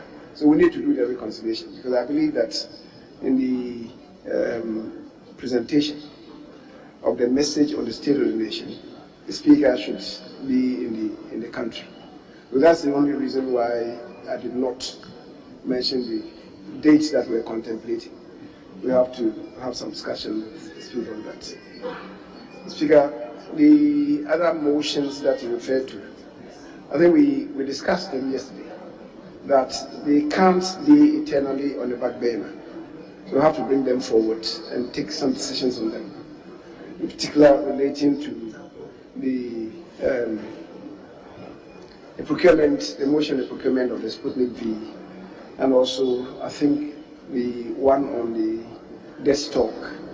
So those ones certainly will have to be brought to the front burner. I want to believe that we can take them next week, but that will be after some engagement with the ministers involved. Speaker, the Honorable Suhimi raised an issue that the business committee was silent on something. Unfortunately, speaking through his mask, I couldn't hear him well. So, if you can repeat it, you raised an issue about the business committee's silence on Appiatse. Oh, okay. Mr. Speaker, certainly that is not within the remit of the business committee. I'm saying that is not. We don't generate suo motu the agenda of the House. Apply yourself to the business, to the standing orders. We don't generate our own orders. However, Mr. Speaker, I think in my own welcome address, I made mention of it, that we've had a statement from the Speaker's office, not really committing Parliament, but I said that it's important for us as a House, as representatives of the people, to come together on that. Beyond that, is it possible for us to maybe perhaps make some contribution towards alleviating the plight of the people? Is it possible for us to do that? We may have to put our minds together on that. That's beyond the messages of condolence and empathy. I think we have to do something. And we can only do so after conferring and consulting amongst ourselves. Mr. Speaker,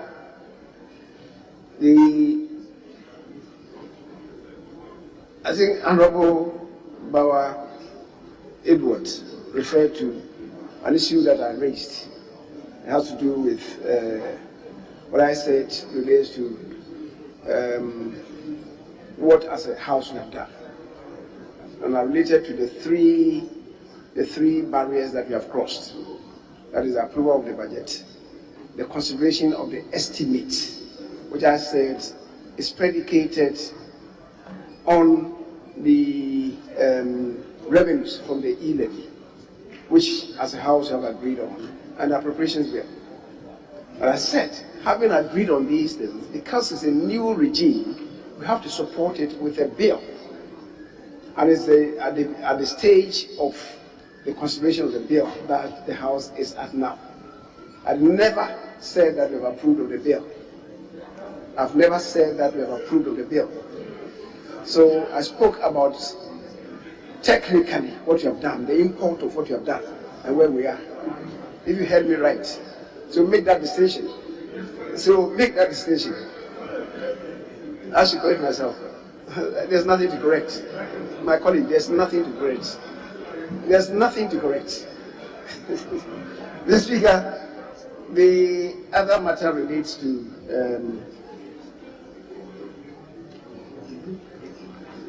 what to do, that is the application the Minister has made for us in respect of where we are with the E-levy. Mr. Speaker, yes, the minority leader reinforced what the minority chief whip had said by quoting Article 106 of the Constitution. And Mr. Speaker, I agree with that position, except to add that Article 106 of the Constitution 5 provides, Article 106.5 provides, 106.5, where a bill has been deliberated upon by the appropriate committee, it shall be reported to Parliament. That committee that had a referral had considered the bill and submitted their report to Parliament. The report has not been considered by the House yet. The report has not been considered by the House yet. The Speaker, but that they have submitted a report is beyond dispute. Mr. Speaker, the bill is government business. And as you do know, at any stage of the consideration of the bill, the sponsoring minister could even come to say that he's withdrawing the bill. Today he's saying that he needs time to engage. But because we've not deliberated on the report as of yet, could the committee, maybe between now and then, do further engagement? The Speaker, that, as far as I'm concerned, if the committee wants to do that, given the time that they have, if they want to do that, I'm not too sure that anybody can say to them that we are not allowing you to do that. It will require the House to pass me that announcement. But if that the report, I don't see anything wrong with it, except it will then mean that you have to withdraw the report and then resubmit the report. The report has been submitted. In fact, it's been late. Mr. Speaker, it's been late. The technical issue that the committee then will be confronted with will be then to appeal to the House to withdraw the reports if it becomes necessary, then relay it. Other than that, Mr. Speaker, if it's going to be inure to the benefit of the country, I would say, why not? Because we need really very consultative about this and then to chart a better way for us as a House. Mr. Speaker, let me quickly also add that nobody is engaging in any tricks to prevent this House from considering the bill on the LGBT. Honorable, the word was withdrawn. No, I'm saying so it's not a withdrawal, Mr. Speaker, it's not a withdrawal of that particular word. Yes. That is tricks. Yes. But the point was made that the House, this side of the House is preventing this House from considering the bill. Because you refer to the same word, that's why I came in. But for the issue, you can comment on it. But because you refer to the same word, tricks, that's why I said that's been withdrawn. Okay, I take a cue.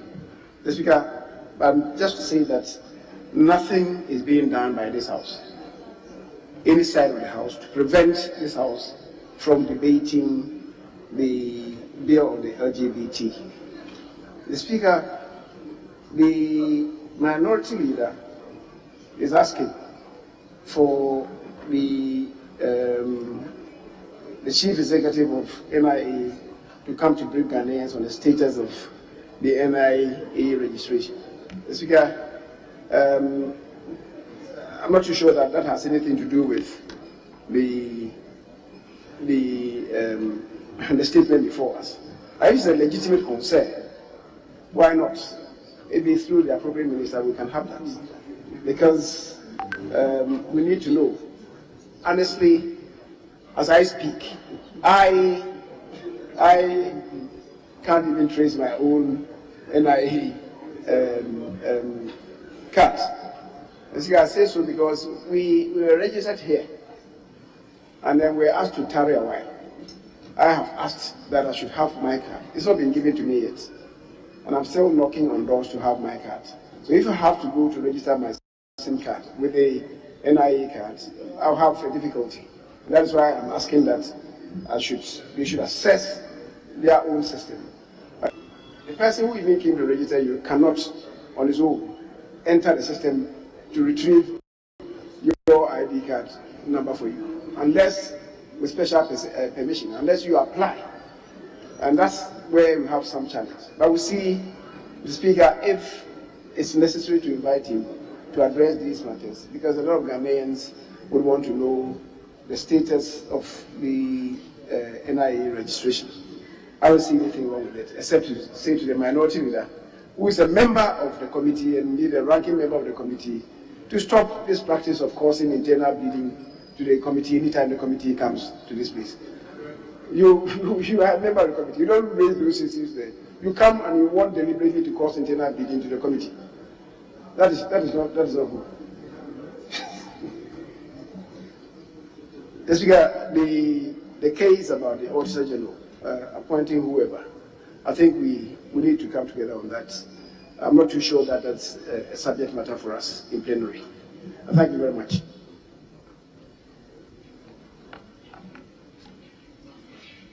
Honourable members. Yes, Honourable Sweeney. Thank you very much, Right Honourable Speaker. Mr. Speaker, this is a House of Record, and I just want to agree with the Interior Minister when he says that it's a House of Record. And so it's important that our records are put right. Mr. Speaker, the Interior Minister says he has oversight over the National Identification Authority and that he has been informed. I would have left it at that if he said he was informed by the good old professor that the NIA, supports the SIM registration exercise, because I wasn't there and I wouldn't know what he was told. But he added that he has been informed, and the people of Ghana to know that he now supports the SIM registration. Mr. Speaker, the record available is that there was a letter that was issued in response to queries as to the efficacy of the SIM registration exercise. Now that letter, I will refer to it, that letter is what generated the discussion in the public.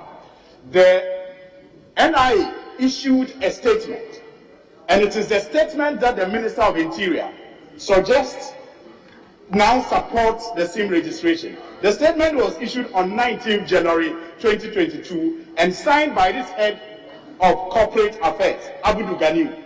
And in that statement, Mr. Speaker, paragraph 5 states, and I quote, that the NIA stands by every statement contained in its response letter of 13 September 2021 as being technically factual, accurate, correct, and honest. Quote and unquote. Mr. Speaker, what was contained in the letter of 13 September 2021 simply said that technically they could not vouch for the efficacy of the biometrics that were taken by the company together with the NCA for the SIM registration purposes. And again, legally, they argue in that 13th letter that they are mandated by law to do the SIM registration exercise. So the professor couldn't have been supporting the SIM registration exercise when in his own statement, signed by his head of corporate affairs, says they still stand by the content of the letter that they wrote on the 13th. And that letter simply says that technically they cannot vouch for the efficacy of the current SIM registration exercise and legally in charge of the registration exercise. I just thought that this record has to be put straight because this indeed is a House of Record. I thank you for the opportunity, Mr. Speaker. Well, in view of what you just raised, I'll give the opportunity to the Minister for Communications to at least comment on what you said and maybe set the record straight. Yes, please. Mr. Speaker, no law in this land has given the NIA the sole authority to conduct SIM registration in this country. No law in this land. And I will challenge the member who just said that the NIA is the one by law with sole responsibility to conduct SIM registration to indicate where in the NIA's own letter it says so. The NIA is mandated by law to collect biometrics for the purpose of issuing a national identification card. The law also requires certain activities to be done if you require verification of the identity of the person to use the national ID card as the sole card for that purposes. And so there is no law in this country which has given the NIA the option to conduct SIM registration in this land. The SIM registration regulations makes it mandatory for only registered SIMs to be activated by any network operator. So any SIM which is not registered, which is activated for network in this country, is being used illegally. We are seeking to correct that illegal use of SIM cards in this country by the regulator of mobile network operators in this country, acting under its authority, under the law, the National Communications Authority law, the SIM registration regulations, to direct that all SIMs in this country be registered for use on networks in this country. That is the prerogative of the National Communications Authority, working in conjunction with the mobile network operators. And that is the state of the law in this country. I have refrained from contributing to the discussions on this matter because I know that this matter is the subject of a lawsuit currently pending. And so I will restrict my comments to correct the false impression created on the floor of this House, which is the House of Record, that the NIA has said anywhere that it is the sole authority mandated by law to conduct SIM registration in this country. That is not factual, and that is not a statement of the facts or the law in this country. I thank you, Mr. Speaker.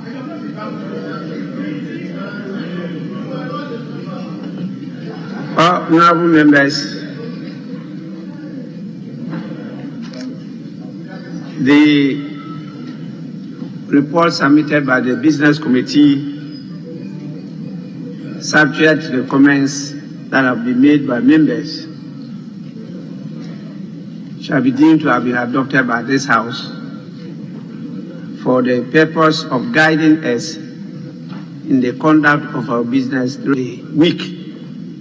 We know by our rules, during the course of the week, other urgent businesses could be introduced on daily basis after due consultations on the order paper of the day. So let's adopt this. But notice has been given by many of you of the urgent need for the Business Committee to consider earlier businesses that are before the House which are yet not concluded. And the Business Committee is being called upon to program those businesses for the due conclusion by the House. But there are also areas that members must realize that the Business Committee doesn't generate the business. We have this House not only government business, we also have Parliament business, and we have private business. It's a government business that the majority leader and leader of the House is in charge, not the other businesses. The Parliament business and private businesses are usually routed through the due authorities, including the Speaker, for admission. It's after they've been admitted that they are then referred to the Business Committee to be programmed for the House. And so it's not all that just go to the Business Committee through the leader of government business. And so some of the things that I refer to are things that must come through me as Speaker for consideration and possibly referral to the Business Committee. This matter of appointment to audit the accounts of the Auditor General is a matter to be dealt with by the House. We're trying to get the best procedure of implementing that. It's not by the Speaker, neither is it by the Parliamentary Service Board. The Constitution says it's by Parliament. The appointment is by Parliament. And so we are consulting to iron out the detailed mechanisms and processes and procedures to adopt to make sure that the decision is taken by Parliament, not by any individual or component of Parliament. With regard to the issue of the message on the state of the nation. Yes, Article 67 is very clear that the President should present a message on the state of the nation to the House. But how is this done? The President can be ready to come to submit. Parliament may not be ready to receive it. Parliament will have to be consulted to program the day that the President will come to present the message on the state of the nation.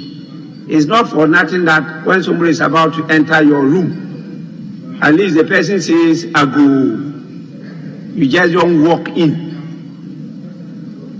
These are good practices that are adopted when you are formulating laws. And so, yes, the President is duly consulting Parliament on this matter, and the date will be fixed, and the President will come to present the message on the state of the nation.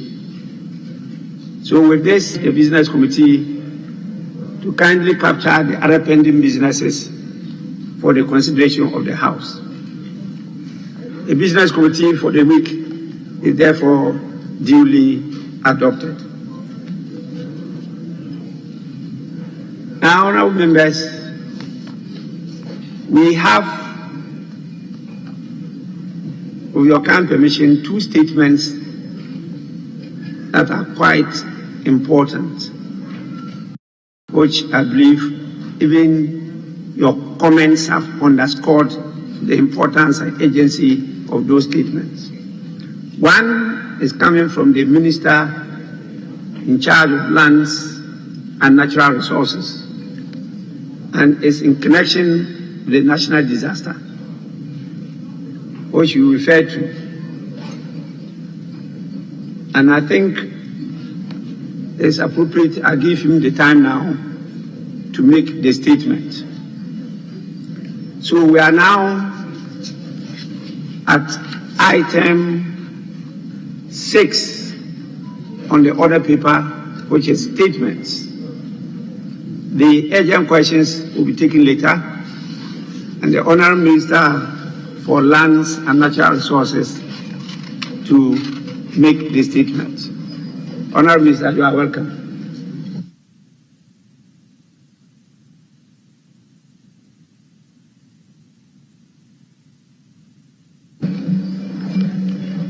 Mr. Speaker, I thank you for the opportunity to make this important statement on the tragic Appiatse incident.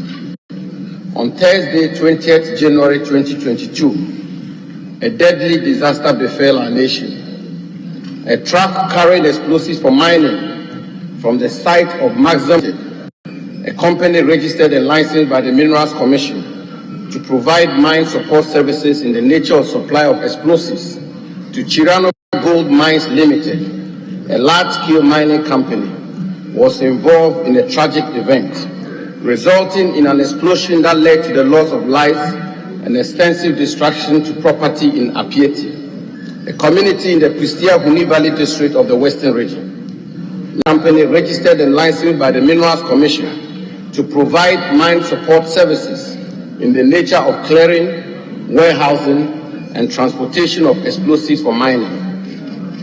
Initial reports from officials of the Minerals Commission and officers of the security agencies indicate that the incident occurred when the truck carrying the explosives collided with a tricycle at a section of the road in Appiatse along the Bogoso-Bodia highway.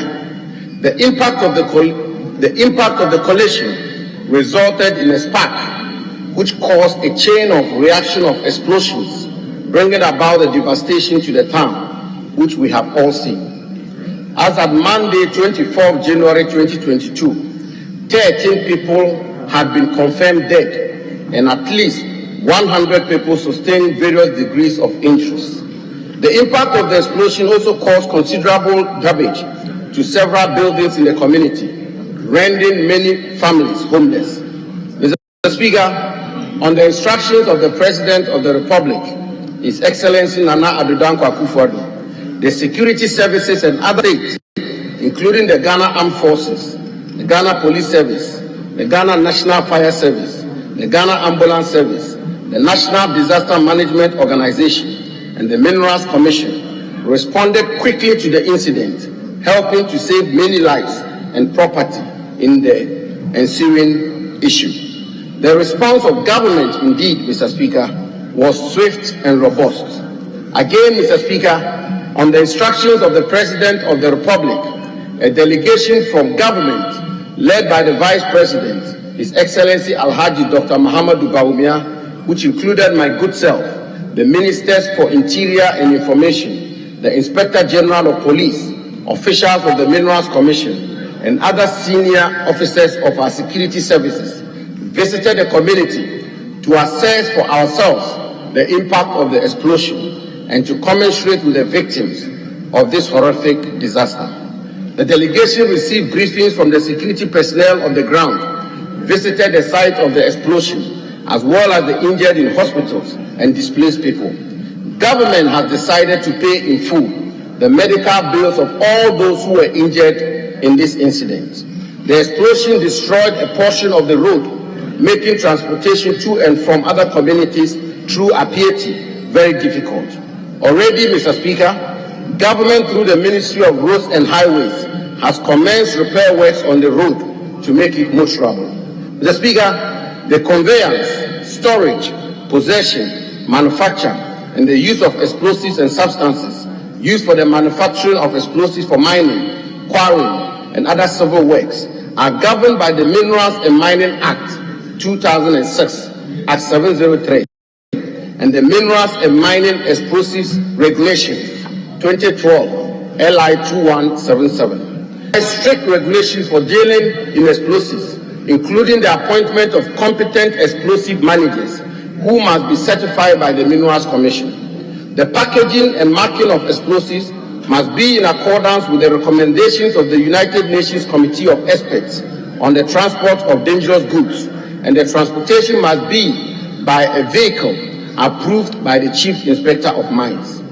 The law also requires that the vehicle be in a sound working condition with no patent defects, propelled by diesel, provided with 2 fire extinguishers that are readily available for use, bonding between the chassis, contained between the chassis and the ground. No other materials are to be carried in the compartment containing the explosives, and that compartment must be totally enclosed, covered with sheet metal, and lined internally with wood treated in a manner that renders it non-inflammable. The vehicle carrying the explosives must move only between the hours of 6 a.m. and 6 p.m. Use a direct and fastest route, and less densely populated route is available, and not drive at more than 60 kilometers per hour. The vehicle must be accompanied by a competent person certified by the Minerals Commission and a police escort, and shall not stop at any time of the transportation unless to avoid an accident or to comply with traffic regulations. Mr. Speaker, Regulation 2 of LI 2177 makes the Chief Inspector of Mines the Chief Inspector of Explosives and is responsible for ensuring compliance with the law. Mr. Speaker, the security agencies are carrying out investigations to ascertain the actual cause of the incident, as well as the events in its immediate aftermath. The Minerals Commission is also carrying out its investigations to determine whether or not LI 2177 was complied with in the packaging, loading, marking, and transportation of the goods, the subject matter of the incident. To ensure fair and impartial investigations into and non-interference in the matter, on Friday, 21st February 2021, I, as the Minister responsible for lands and natural resources, directed the Chief Executive Officer of the Minerals Commission to interdict the Chief Inspector of Mines, who, as I indicated earlier, doubles as the Chief Inspector of Explosives, pending the conclusion of investigations into this matter. I further directed that the registration of Mazam Ghana Limited with the Minerals Commission be suspended whilst investigations are conducted into the mode of their operations. Mr. Speaker, pursuant to these instructions, mine inspectors from the Minerals Commission on Saturday, 23rd January 2022, closed down Maxam Company Limited and stationed 2 mine inspectors there to guard the facility day and night. Mr. Speaker, yesterday, Monday, 24th January 2022, I received a preliminary draft report from the Minerals Commission. Following this report, I have since directed the Chief Executive Officer of the Minerals Commission to suspend the registration with the Minerals Commission of Josedek Logistics Limited, the subcontractor that was transporting the explosives. Investigations are ongoing to ensure that no breach of the regulations is allowed to go unpunished. Mr. Speaker, I expect the final report soon, and this will inform the next courses of action. Mr. Speaker, I have held separate meetings with management of Maxam Ghana Limited, Chirano Gold Mines Limited, and the leadership of the Ghana Chamber of Mines to discuss matters pertaining to health and safety in the mining industry and how to avoid such future occurrences. Mr. Speaker, government has decided to establish an Appiatse support fund to mobilize sufficient funds from across the country in order to, amongst others, support the victims of the incident and reconstruct Appiatse Township. This morning, on the instructions of the President of the Republic, His Excellency Nana Addo Dankwa Akufo-Addo, I inaugurated a 5-member committee chaired by a distinguished and eminent Ghanaian stateswoman, Reverend Dr. Joyce Ayi, the founder of Salt and Light Ministries, and a former Chief Executive Officer of the Ghana Chamber of Mines to manage the fund. Mr. Speaker, let this House be rest assured, the Appiatse community will be rebuilt.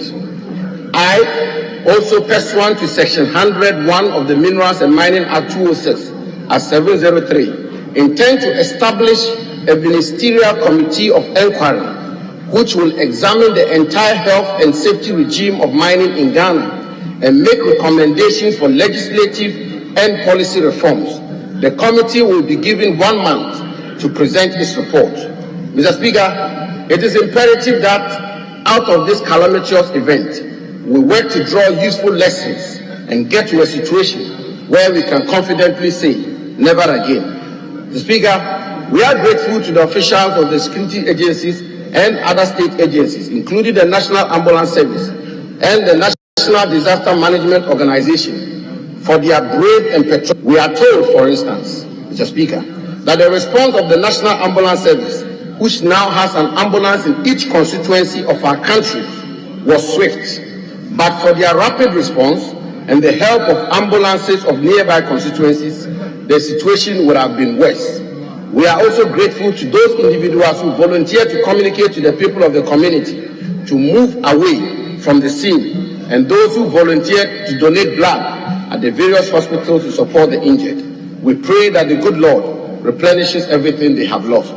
Let me use this opportunity, Mr. Speaker, to assure this august House that investigations into this matter will be thorough, comprehensive, candid, fair, and will be done in accordance with the highest standards of integrity and transparency. Anyone found culpable will be made to face the full rigors of the law. Government, through the Ministry of Lands and Natural Resources, is also committed to implementing the necessary recommendations that will come out of these investigations.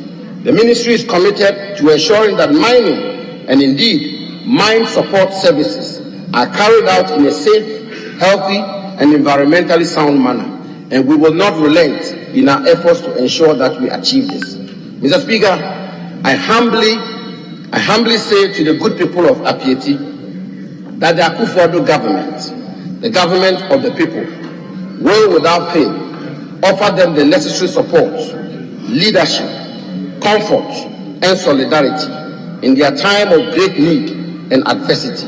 Mr. Speaker, without a shred of doubt, the government of President Akufo-Addo is fully on top of this matter. Mr. Speaker, just as our Lord Jesus Christ said to his disciples in the words of Holy Scripture, in in the Gospel according to John 16:22, and I quote, "Now is your time of grief, but I will see you again, and you will rejoice, and will take away your joy," end quote. Mr. Speaker, we wish the injured eternal healing, and may the souls of the departed in Appiatse and the faithful departed abide in the bosom of the Lord until the last day of the resurrection, when we shall meet again. I thank you for your attention. There we go.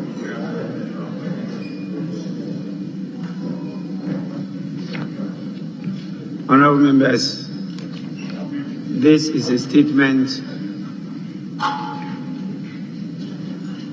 from the Minister for Lands and Natural Resources, and it is a statement on Order 72,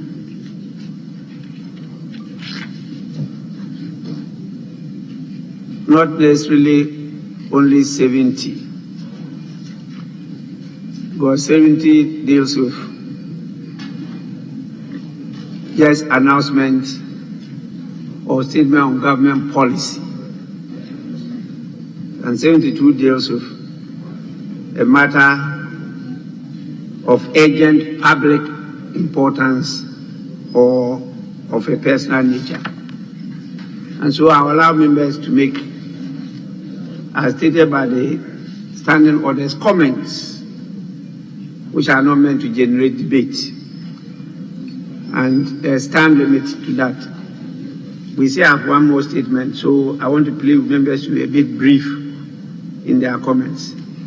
Yes, the ranking member of the Committee on Lands and Forestry, Lands and Natural Resources. Thank you, Mr. Speaker. Oh, ours is still forestry, right? Forestry, yes. Lands and Forestry, Mr. Speaker. Yes. Thank you, Mr. Speaker, for the opportunity to contribute to the statement ably presented by the Minister of Lands and Natural Resources. Mr. Speaker, as a logical thing to do, it requires that at every single event that causes pain and tragedy to the people of Ghana, we would expect a responsible government to demonstrate that they care for the people. And for the Minister of State responsible for the area of concern to come to Parliament and speak to the people through us, to let them understand that it is a tragedy that affects every other person. The Speaker, this particular explosion that happened was of immense tragedy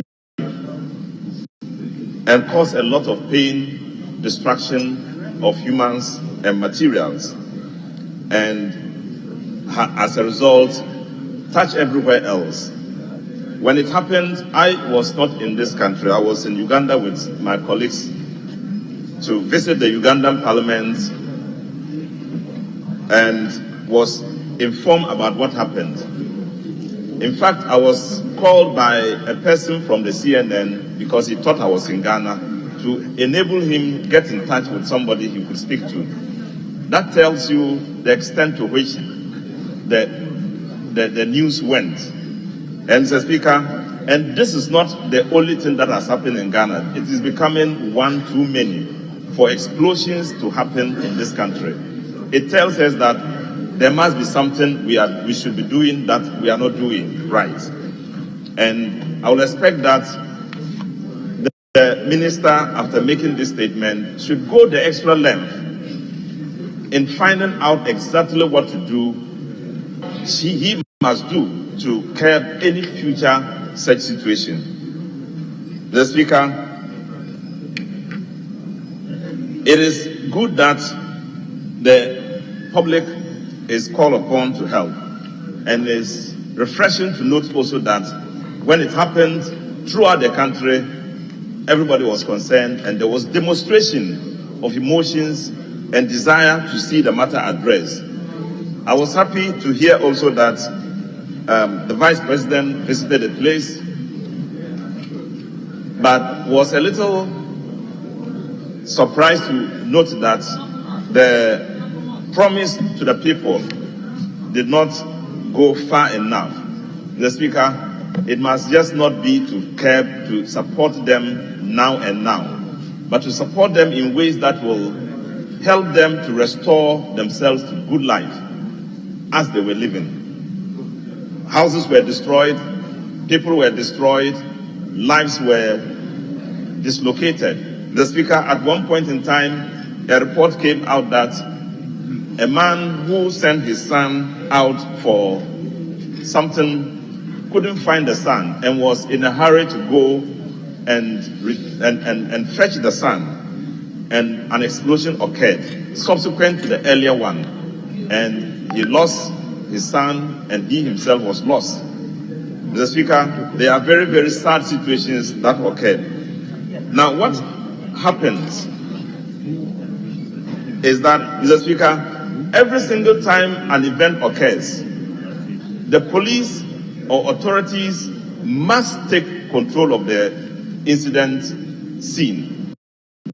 It didn't happen in this particular instance, and you found people rushing there to take pictures, others just for sightseeing, and then when the second explosion came, got injured, and some died.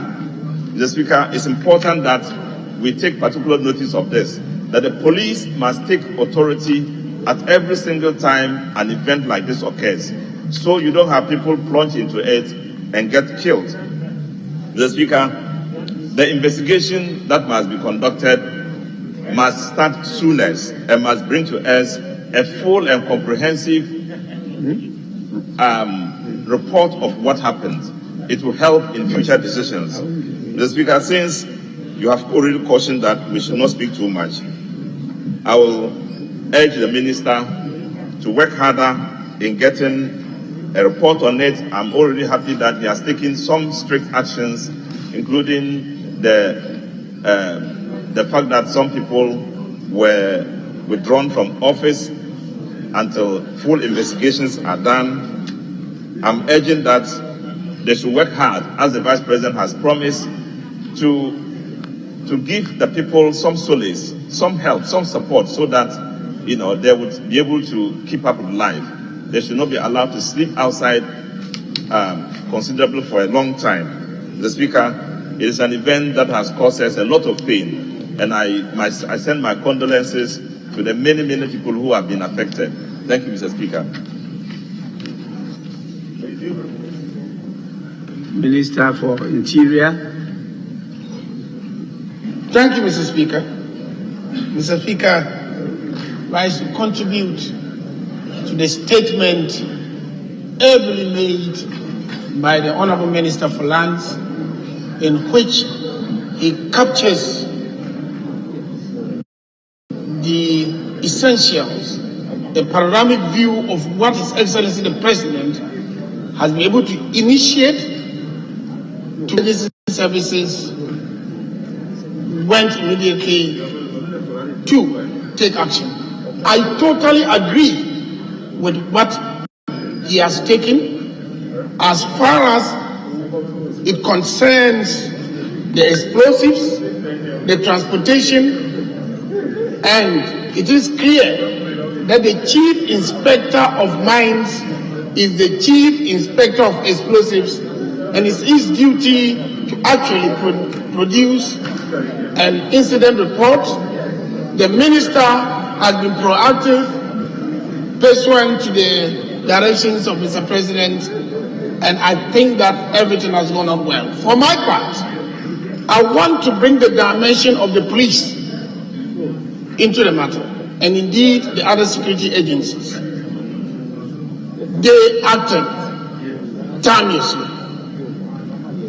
And the honourable member on the other side was talking about a certain attitude that we need to deploy and also warn people against. The attitude of people rushing when there's an accident, especially when it involves vehicles carrying inflammables. Mr. Speaker, before I come back, a few days later in Kasi, there was an explosion involving a petrol tanker. And anytime we have accidents involving petrol tankers, what the residents do is that they rush to the tanker trying to take some of the food. A very, very dangerous exercise.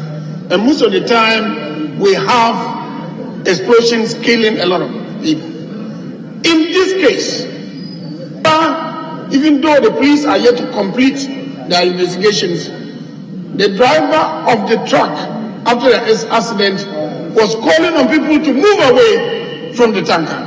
The people were rushing in, trying to take pictures. A very, very, dangerous exercise. And that has led to the deaths. But I want to assure all of you that the security agencies worked very fast. Explosive experts of both the Ghana Police and Ghana Army went to the scene immediately overnight to make sure that there were no unexploded explosives which could then cause harm. And even though the Vice President led a delegation to the site, all that we did there was guided to make sure that the crime scenes, potential evidence was not tampered with. So it was a technically managed tour that did all it could to preserve the scene for further investigation. I share all the comments that the Lands Minister made, and to assure that we are continually reviewing the situation, and we will make sure that at the end of the investigation, we, the security agencies, together with the Minister for Lands, would do all that is necessary to achieve the President's goals in this matter. The goal to ensure that all who are affected are taken care of, and that lessons are learned from this to avoid a recurrence, and above all, that this country works together as it responded positively to this event, and to work together to make sure that Ghana continues to be a good example in these matters. Indeed, the LI 2177, we believe, will be reviewed to see if it's adequate, and we will work with the Minister for Lands to make sure that we achieve them. For now, all I have to say is that the security agencies are still on the grounds and working, fire service, and getting us more information. At the end of the day, the report will be used to make sure that Ghana does not suffer the recurrence of such an event. Thank you.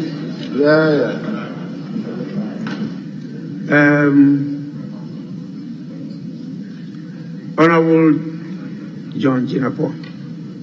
Thank you very much, Right Honourable Speaker. Right Honourable Speaker, let me join my colleagues to first and foremost to commiserate with the victims of this unfortunate disaster. But firstly, Mr. Speaker, let me commend you personally, because I do recall that following this incident, you, on behalf of Parliament, issued a statement to express our condolence to all the affected victims. I also do recall that you personally followed with a phone call to my personal self, and I think some members of the committee, on what we can do as Parliament to also play our role. Mr. Speaker, I'm even fortified that by your action, not only have you shown that we should portray the Ghanaian culture with your beautiful dress, but by your action, you have also demonstrated that this Parliament, under your leadership, is up and doing what is right. Mr. Speaker, like the Minister said, he does not want us to prejudice the investigation. It is our hope that when the investigation or the outcome of the investigation is ready, and I'm referring to the report, is made available especially to members of Parliament for our perusal. Because indeed, the Committee on Mines and Energy, which has supervisory role in the mining sector, I've already had discussions with the chairman. We intend visiting the community under your instruction to see for ourselves the extent of damage and also to ascertain what government is doing in order to ameliorate the suffering of the people. Mr. Speaker, the LI that the minister referred to was passed in 2012. Following that, there's been a lot of technological changes, there's been a lot of advancement, and I think that the time has come to take a second look at the LI itself. Because if you read the LI, specifically Regulation 33, the permit to carry explosives, I think that with new technology, a lot more can be done. But Mr. Speaker, like the Minister of Interior underscored, more often than not, I think that the issue of education ought to be given a lot of priority, because most times when accidents happen, the first thing people do is, rather than moving away from the accident scene, a lot of people move there, especially with their mobile phones, to take pictures. And I think that that should find expression in terms of educating the Ghanaian on such incidents. Mr. Speaker, just to wind up, some of us would suggest, and I hope the minister will take this on board, even as he attempts to set up a committee to review the whole mining sector. Is it not possible that these explosives are manufactured close to the mining centers, rather than manufacturing the explosives at a far place and transporting them through densely populated areas to the mining sectors?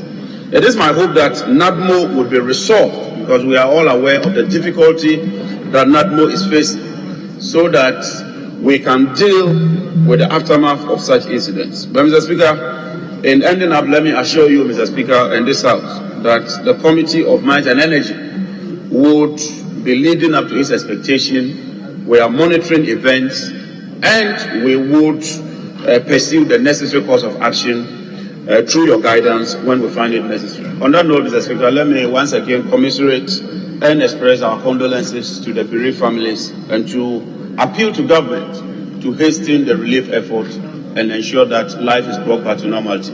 Thank you very much, Right Honourable Speaker. The Honourable Minister for Environment, Science and Innovation. Thank you very much, Mr. Speaker, for the opportunity. And let me also start by commiserating with the people of Appiatse. I know the village very well, and I can imagine in my mind's eye what was happening on that day. Mr. Speaker, that can wait for another day. First of all, let me congratulate the minister who is directly responsible for this, Honorable Abu Janapo, for the swift action that he is taking. But also let me also inform the House, the Minister of Environment, when we got wind of this, I also, despite the Director of Executive Director of Environment, to the scene. So we have also played our role. But Mr. Speaker, as a public health person, I was also following what my colleague health personnel were doing. And at this stage, I will mention names. There's one Dr. Avotri, who has a hospital directly in that scene. And I want to commend him. I've forgotten the name of his hospital, but it must be less than 3 kilometers or so from the scene. My information is that he and his staff, they were the immediate place for seeking relief, and they did very well.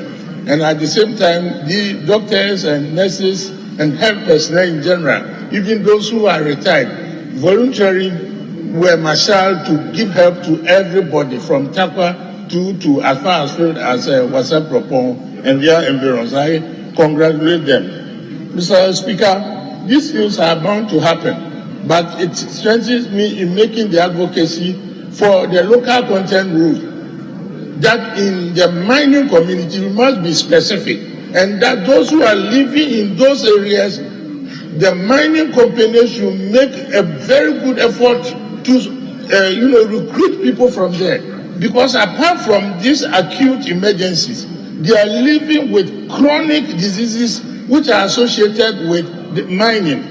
That's the pneumoconiosis, inhalation of silica, and on a very high burden of the pneumonias, and even the social burden, prostitution, drug use, and all that. They have been foisted on the mining communities because of the mining industry. And I believe that this, and it's beyond government, because we can say that we are all Ghanaians. But if some people are bearing unusual burden associated with the industry, they must be the first beneficiaries. Because that village, whatever we do, we cannot bring lives back. And they are going to suffer for decades from this tragic accident. But Mr. Speaker, before I take my seat, the public too must be educated, and I want to echo what one of my colleagues have said. It is even unethical that when an accident happens, people go and then take videos without the consent of their victims.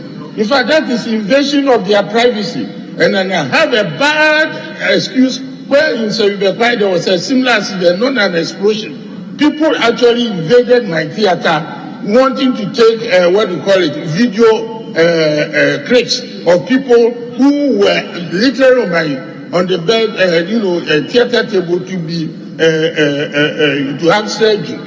That ethos in the Ghanaian polity must be eschewed, and we must do that with education. And people should be sanctioned. I'm sure those who are doing that will be put on credit. So we are calling for, legislation to capture that. Finally, Mr. Speaker, I know that there's a big investigation going on right now, and we anxiously await the outcome. But what I want to be added in the recommendation that a public address system must be mounted on this vehicle so that that lone driver who was telling people to stay away, if the public address system had been mounted on the vehicle, perhaps he would have had time to broadcast it so that people will, seek shelter instead of going towards there to find out what had happened. Finally, Mr. Speaker, I want to commend my own government for the action that it has taken. It's been swift, it's been very apt, and I believe that for all it is worth, the people there will be very appreciative of what government has taken. Thank you very much for the opportunity. Honorable Dr. Governor Donko. Thank you, Mr. Speaker. Mr. Speaker, I will want to commiserate with the people who have lost relatives, lost livelihoods, and lost incomes arising out of this mishap. Mr. Speaker, you will remember that your good self admitted a statement on this floor less than 3 months ago on regulatory and enforcement failure in the Ghanaian polity. Less than 3 months ago. Mr. Speaker, what has happened is a good example of enforcement failure. There are regulations, there are protocols, there are guidelines, and when all these are enforced to the letter, accidents such as this should never happen. This is not an act of God or an act of nature. Mr. Speaker, let me also state that as defective as the air lion explosives may be, it does not present any excuse. Mr. Speaker, the new thing in regulatory craft is that companies, particularly international companies, are bound to obey national laws or international best practice depending on whichever is higher. Indeed, in our petroleum regulations, which were carved more recently, that phrase is always captured. So in regulatory craft, the fact that a law does not make provision for any specific act does not exempt the company responsible for responsibility. And that is why the science today in regulation is that you are bound by national standards or international best practice depending on whichever is higher.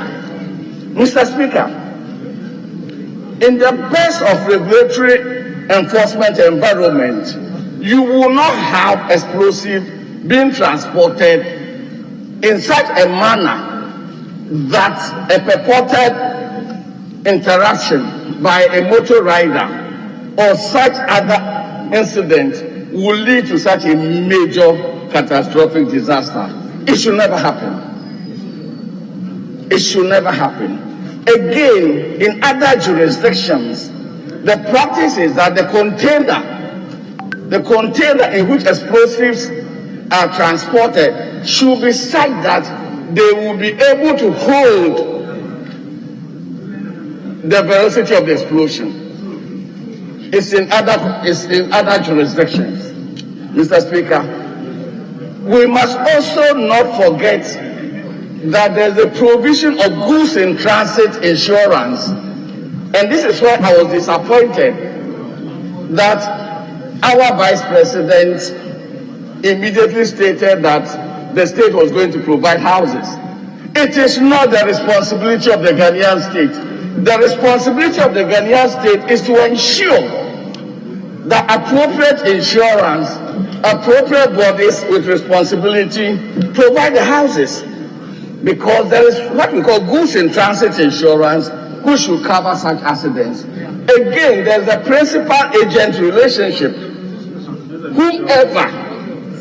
Whoever sent the load of explosives, whether it is the mining company that purchased it and contracted the transporter, or the manufacturer that was sending it and contracted the manufacturer, has primary responsibility to compensate the good people of the area for any mishap.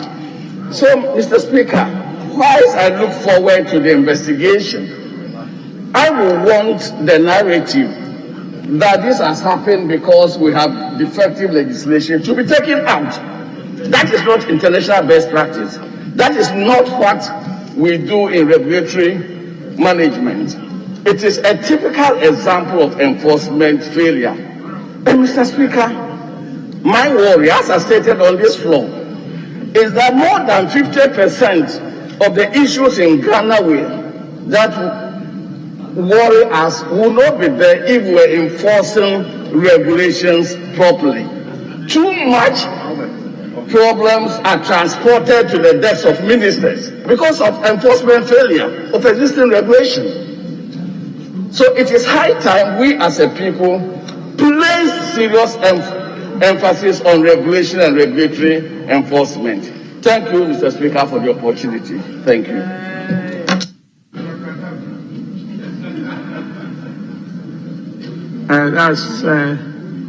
Yes, the Honourable Minister for Roads and Highways. Yes. Thank you, Mr. Speaker.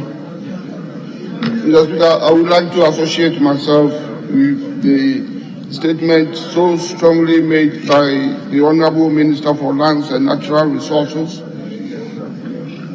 Honourable John Abdullahi Snapo, and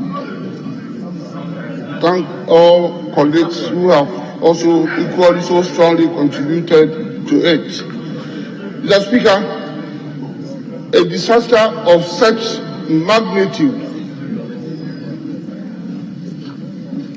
should not be seen as a concern for only the people of Appiatse or Western region, but indeed, Mr. Speaker, it concerns the entire country and was seen as a natural happening that happened, and it came as a result of transporting some explosives that, Mr. Speaker, clearly there were some lapses, but the Ministry of Lands and Natural Resources is dealing with all those shortfalls.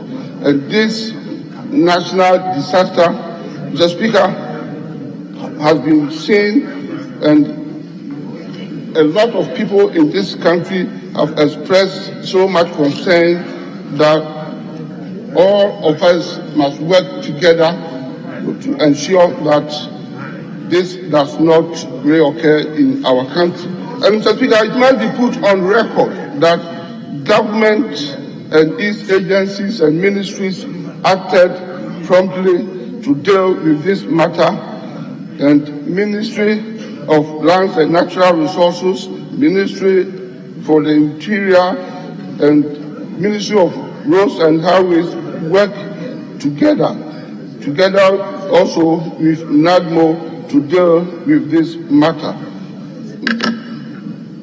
Mr. Speaker, the blast created a very huge crater in the middle of the road, about 3 kilometers from Bogosu, and the crater was so wide and deep, about 21 meters long and about 10.3 meters deep. My ministry and its agencies quickly moved in because it cut off part of the road and brought the good people of this area to their knees because all their economic activities came to a halt.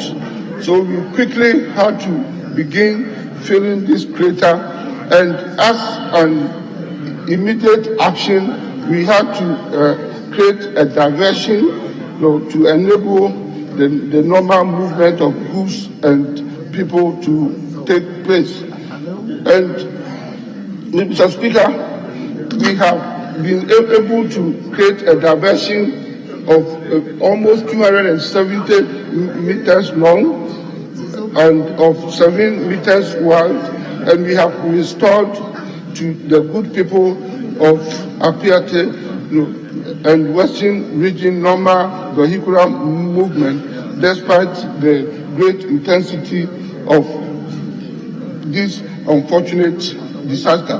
Mr. Speaker, my ministry has therefore put together about 3 strong contractors, MS Rango, MS Wilhelm, and MS Golden Star, to restore the road to its normal situation. And we have asked these contractors to continue to remain on site until we bring back the road to its original position. There are a number of activities concerning the scope of works of this road that are ongoing, and we will make sure that we remain on site and we create safety conditions for all motorists and all those who are using the road.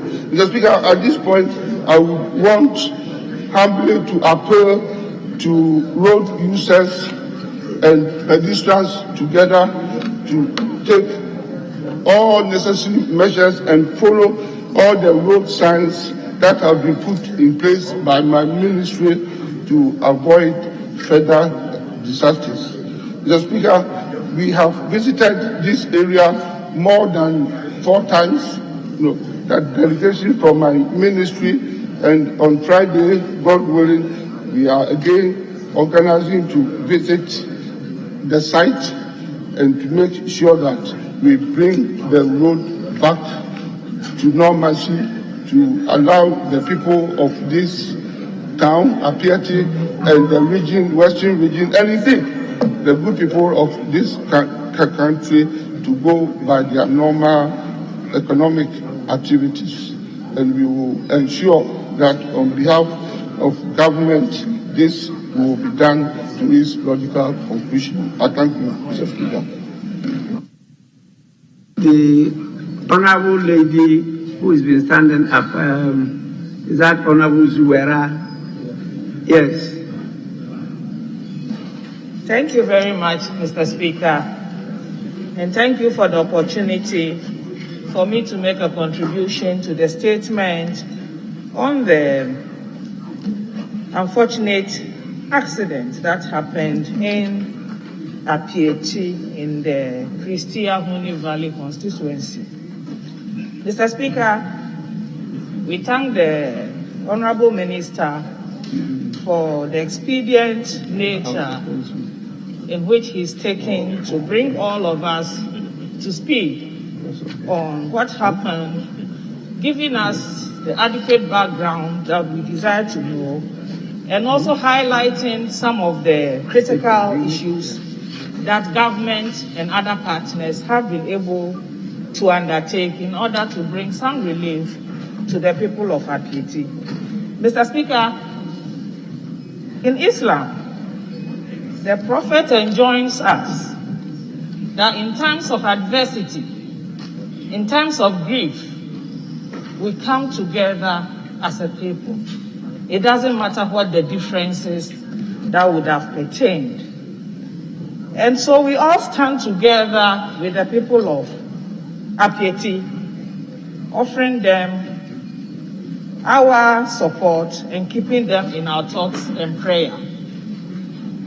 In the statement, the Honorable Minister did mention that indeed the Vice President of the Republic of Ghana was about the first high-profile Ghanaian to pay a visit to the location of the accident.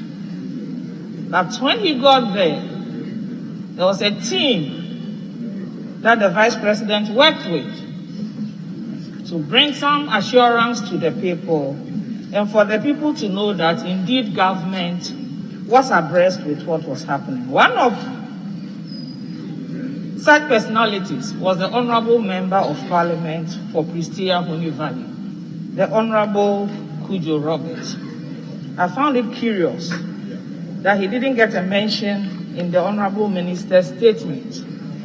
We know how much time and effort the Honorable Member committed to this endeavor. We also know, and we thank the Honorable Minister for highlighting all the hardcore interventions that government has put in place and is putting in place. But in terms of such accidents, we look at immediately what we can do to resettle the surviving victims. That might form the soft part of the intervention. And when that happens, we have government, we have agencies, we have individuals who want to play a role in making sure that the people get some relief. One such individual who took it upon himself to extend massive relief to the people of Appiatse was Mr. Ibrahim Mahama of Engineers and Partners Company. He gave 5,000 bags of rice, 5,000 tins of fish, and 1,000 gallons of cooking oil for the immediate relief of the people. And I thought that deserved to have been mentioned in the minister's statement. If for nothing at all, it boosts the morale of other endowed individuals within this country to chip in when things get desperate. Mr. Speaker, we've heard that some donated blood, others even contributed in terms of the communication to evacuate and move people to safety. All of that we commend highly. Now we are aware, Mr. Speaker, that the relief items donated, a committee that has been formed to ensure that the items get to the victims, does not include a member of parliament for the area. And that is why I started off by sharing the hadiths of the Prophet, who said that in times of adversity, we come together. The member of parliament is the one person from that constituency and that area who will receive the most phone calls regarding the support and needs of the people of that area. And Mr. Speaker, we think it is fair that when we undertake some of these activities, we look and make sure that the people central to the activities are also involved in the relief, administration of relief items in such accident areas. I want to thank the Minister once again for bringing us to speed on what his ministry and government will be doing in terms of the LI on explosive material. But we also need to look at what that means for the people. And that is where I want to join my colleague, Dr. Pabna Donko, when he makes the statement that in as much as we appreciate and congratulate and commend the government for its efforts, some of the statements that were made, as in the statements attributed to His Excellency the Vice President of both houses, should have been thought through properly. Building houses is important to resettle the people, but who bears the responsibility? If our laws work and work well, we will know where that responsibility should be sent to. Mr. Speaker, I thank you very much for this opportunity, and I want to join you, as you did, to extend our commiserations to the people of Appiatse and wish them well. Thank you very much. Honorable members, because of the importance of the statement, particularly the national trauma that we had from the disaster, I've given more than sufficient time for not just the presentation of the statement, but the comments. But I think it's appropriate to allow the Member of Parliament from the constituency to have the last say. And after him, we may have to move to another subject. And honorable members will have to consider that I've been sitting for over 4 hours. And that is unhealthy. And so, honorable member for the constituency, you have the last word. Thank you, Right Honorable Speaker. I would like to take this opportunity also to add my voice to the statement presented by the Minister. I've been very sad since Thursday, and I described that Thursday as a black Thursday for the people of Christian Universe, and for that matter, Appiatse. Right Honorable Speaker, I got to the scene few minutes after the incidents. And when I got to the scene, the fire service, NADMO, police command, BNI, they were all set there. I realized that the only machine at the spot was a backhoe doing that great job.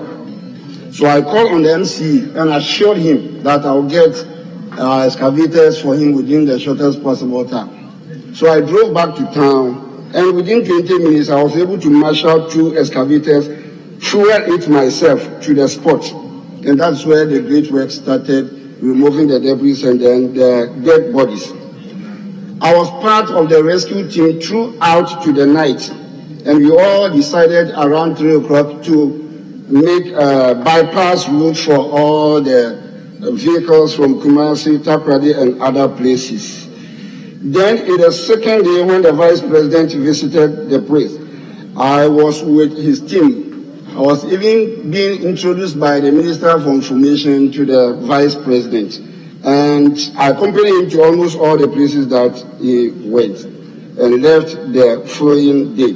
I was present when we received a number of donations from Gold Force and other mining companies. We moved to the mortuary to make sure the information about data of people who have passed on is authentic. So we actually arrived at 13 people who have passed on.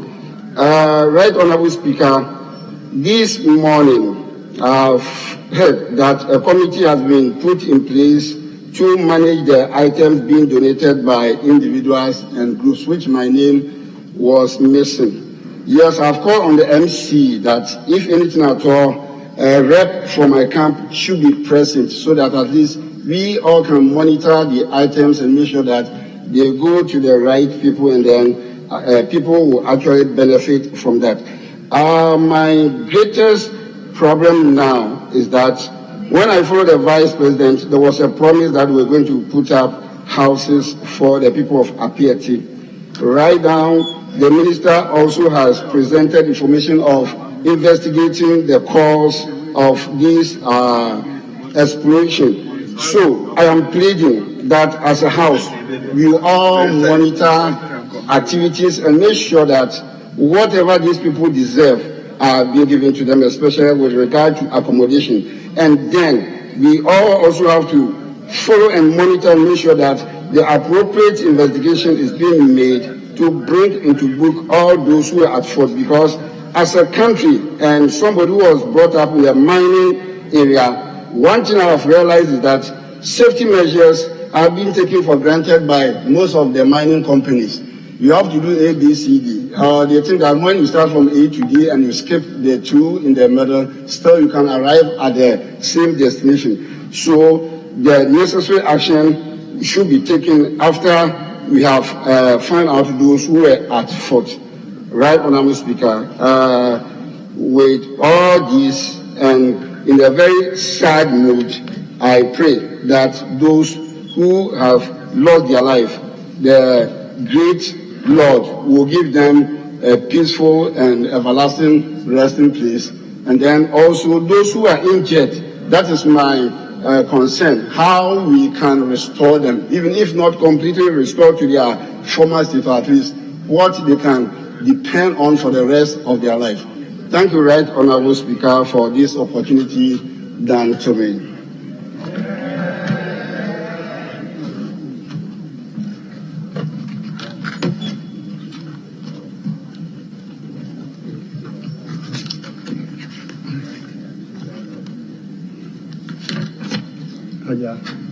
The honourable members, I think it's appropriate for the minister who actually made the statement to say, well, I will give him not more than a minute to do so in view of the extensive comments that have been made by members. He may have something to say about it. So, Honourable Minister.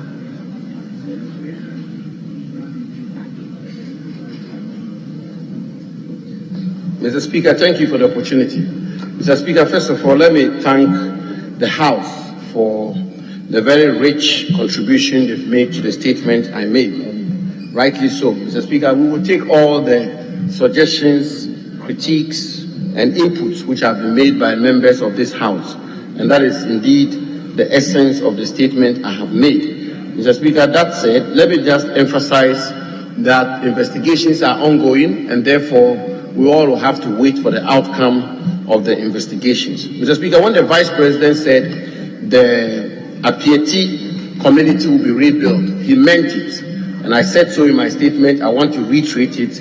Government is determined to build the Appiatse community, and not just build it, build a modern community for the people of Appiatse. As a matter of fact, tomorrow, God willing, I am visiting the community with the Minister for Works and Housing, who is the minister responsible for works and housing in our country, and thereafter we are going to get on with it and build the Appiatse community. Mr. Speaker, finally, the Appiatse Support Fund, which we have established, I will respectfully call on this House, members of the House, and the House as a whole to contribute generously to this fund. It is as a result of the contributions to the fund which we will use to support the residents of Appiatse and also be able to build the community for them. Mr. Speaker, government is committed to be on top of this matter, and as everybody will attest to, the government has been acting swiftly, acting responsibly, acting robustly, and by the grace of God, we will get to the logical conclusion of the work we are doing, and the people of Appiatse will be very happy. They have a responsible government. Thank you very much, Mr. Speaker.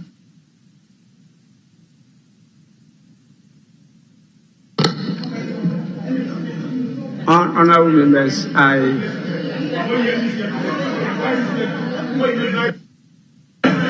Mr. Speaker, with respect, it is just so because we don't get into these issues about MP, NDC, MPP. That is why government is set up an endowment fund manned by independent-minded people. I believe they will work closely with the Member of Parliament of the area. But the fund has been established, and they are independent, highly renowned Ghanaian citizens who are responsible for the fund. So the MP should contribute to the fund.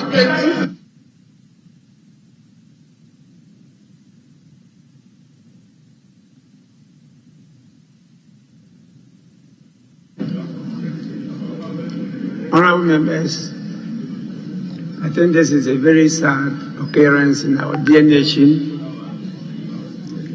and indeed it has brought up the true nature and character of the Ghanaian.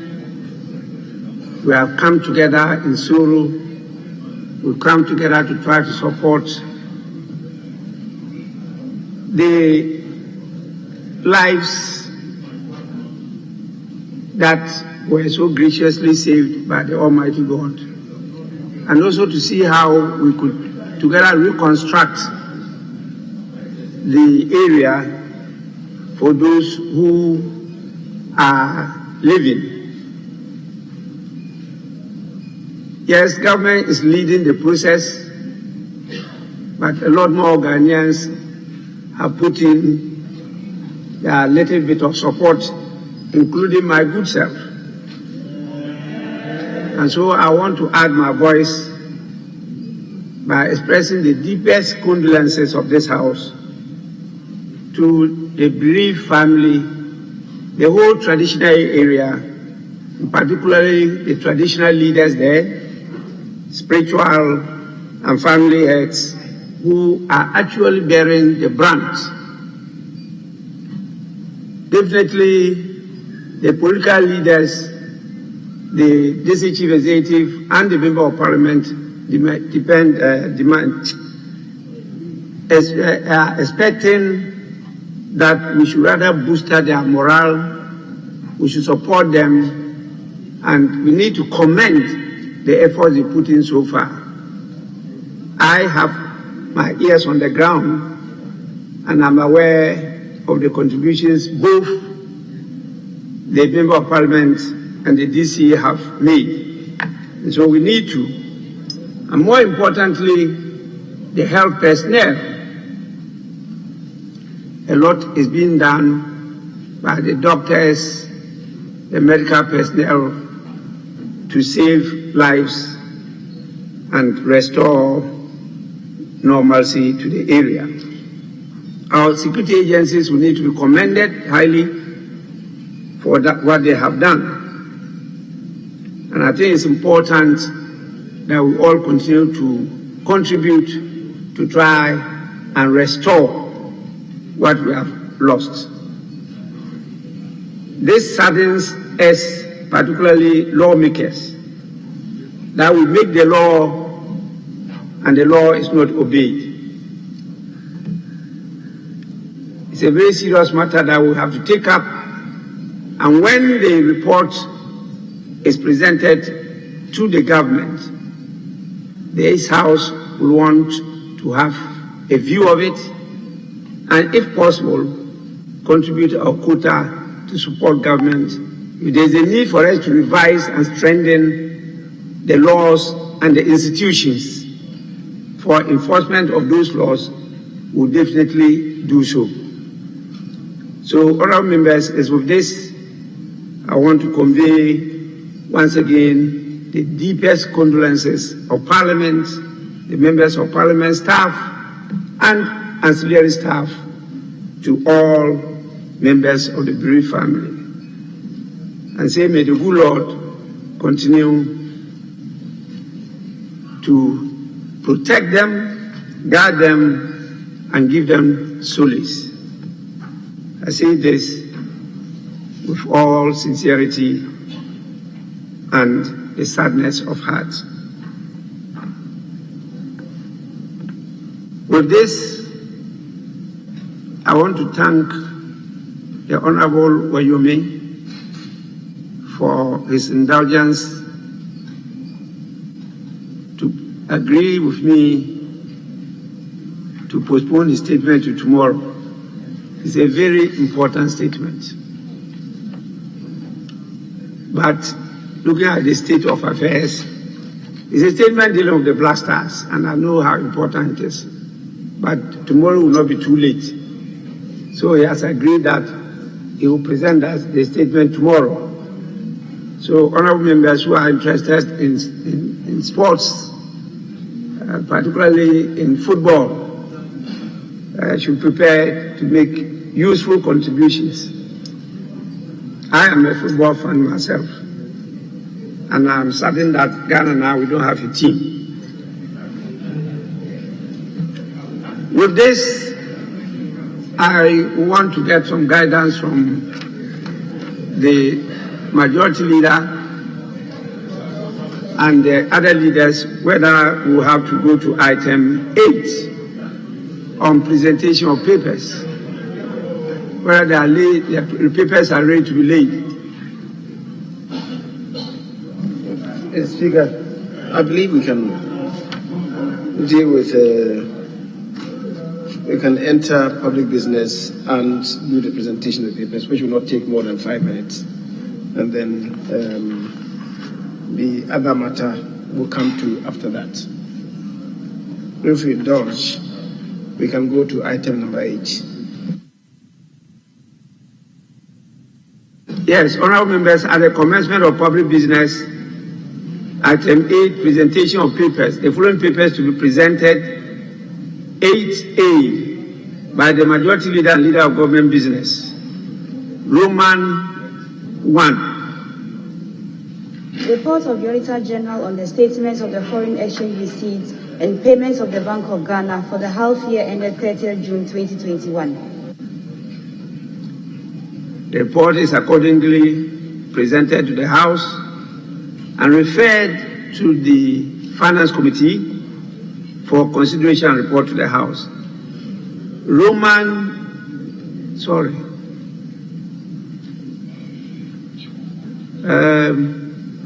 Yes, Deputy Minority Leader.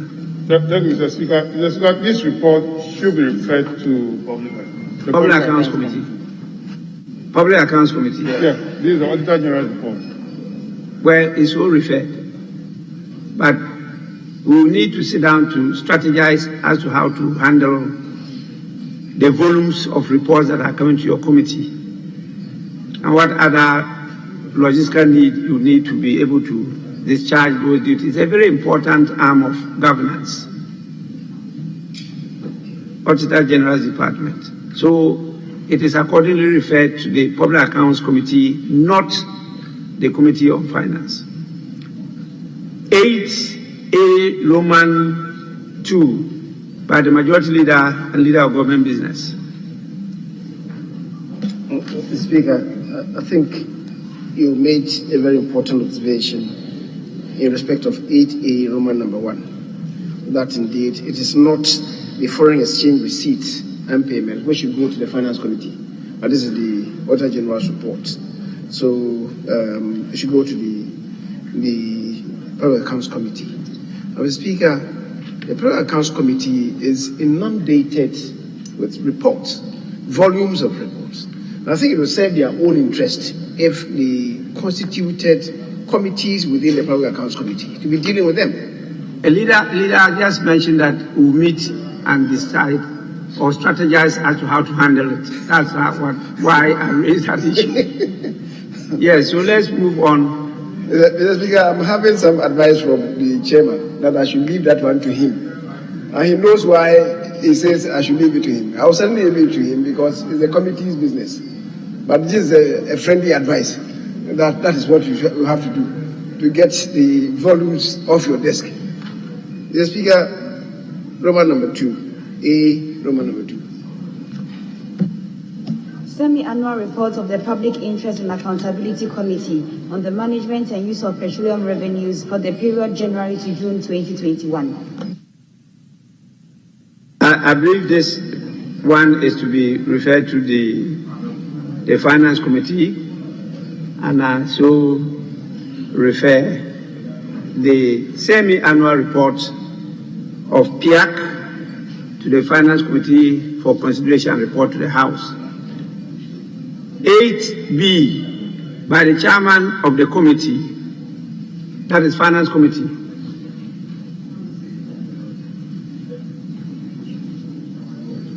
Finance Committee. This year, I believe we can send that one down until tomorrow. Accordingly, stood down. What about 8C? They say no. This one, chairman of the Committee on Education.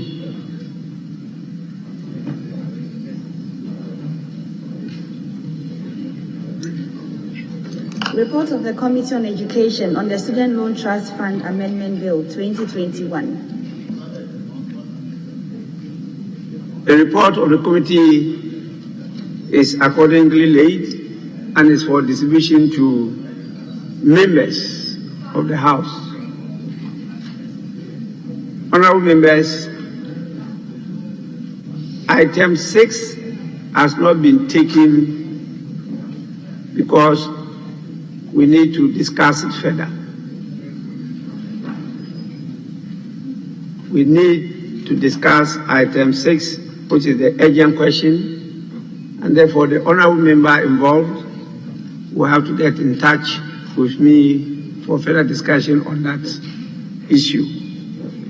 We will now move on to committee sittings, but I have an indication that there is an important information I have to pass on to members, and if possible, we have the closed sitting leadership. Mr. Speaker, there are some outstanding businesses. So,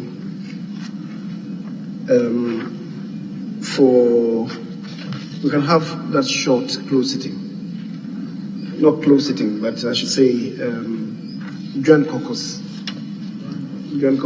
sitting once we adjourn. Then we can deal with it about 5-10 minutes. And then for the issue that you raised with the urgent question, if we agree, we can take that one tomorrow, perhaps even before sitting.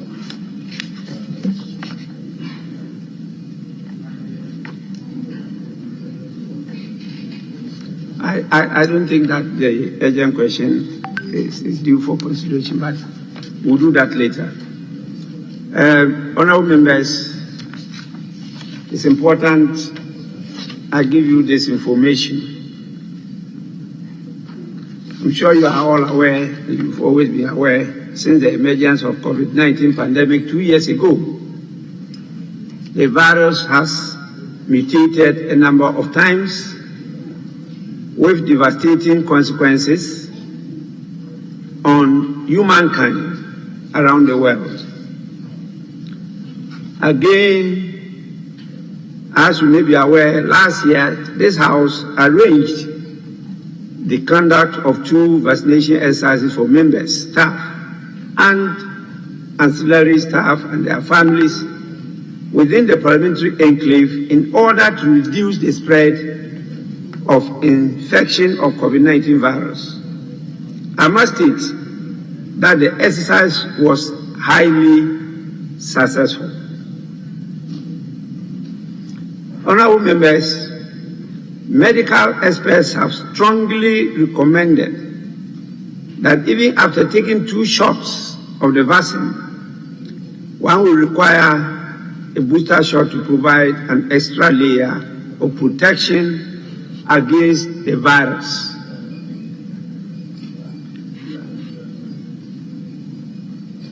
Honorable members, it is against this background that after consultation with the leaders of the House, I directed the clerk and the administration to arrange a vaccination booster exercise, which commenced on Saturday, 22nd January 2022, for staff. And that time, as you know, Parliament hadn't resumed sitting. Parliament has resumed sitting today, and the exercise is continuing today. That's Tuesday, 25th January to Thursday, 27th January 2022, for members, staff, ancillary staff, and members of their families. It means not only those working within the enclave of Parliament, but it includes members of your families. And this, as you know, is for good reason. I want at this stage to state that this booster vaccination is compulsory for everyone working within the presence of Parliament. But this applies to those who have taken the 2 shots of the vaccine. If you have taken only 1, you can go for a booster. If you haven't taken at all, you can go for a booster. Honorable members, henceforth, members, staff, and ancillary staff will be required to show proof of vaccination before being allowed into any office within the presence of Parliament.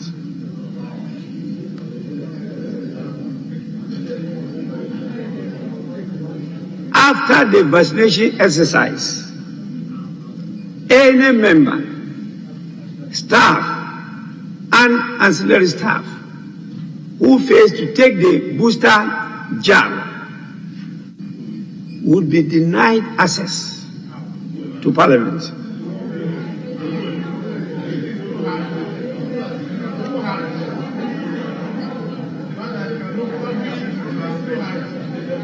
Honorable members,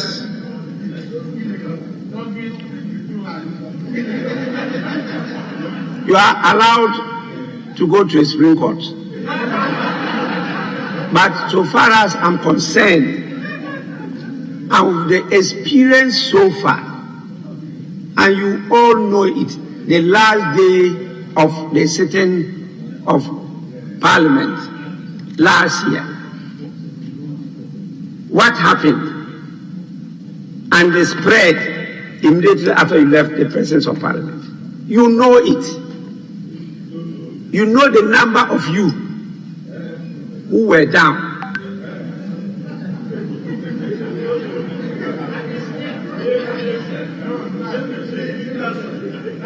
You want me to give the names? Your leaders know. Because, honorable members, I'm just being frank. Because we followed up. We got calls from you. And we took down the numbers. And so if one person is left infected, the exercise will be meaningless. Definitely, it will not have the same effect that you have not taken a booster. The booster is just to help you to be able to resist the impact of the virus. Now we've gone from Delta to Omicron to Delta Omicron. Who knows? Another name could surface. And so this is just for our own safety, protection, and well-being. If you decide not to take advantage of it, you know that countries are now insisting that when you don't have these things, they will not give you visa and entry into their countries.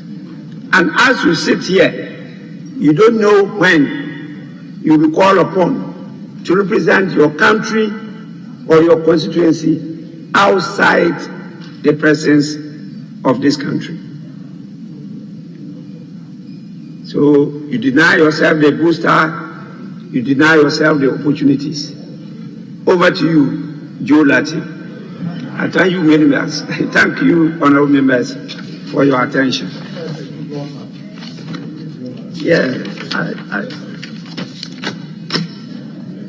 Yes, Majority Leader. Mr. Speaker, just for greater clarity, you mentioned members of Parliament, staff, then ancillary staff. I want to believe that you, by the ancillary staff, you meant officers of Parliament as well. You included officers of Parliament. But the officers would include the security persons working with us here. So they should deem this statement as covering them as well. So you come, you must be vaccinated. If it's Pfizer, yes, you need ones, plus the booster, you have to submit yourself to the Speaker. Fortunately, and unfortunately, the Minister responsible for health, I saw him here, I think he's exited. Unfortunately, now we have enough in the system to cater for everybody, which is why I'm happy that you added that the family members of the staff, members of Parliament, and also ancillary staff, plus other officers of Parliament, should submit themselves. Because if you don't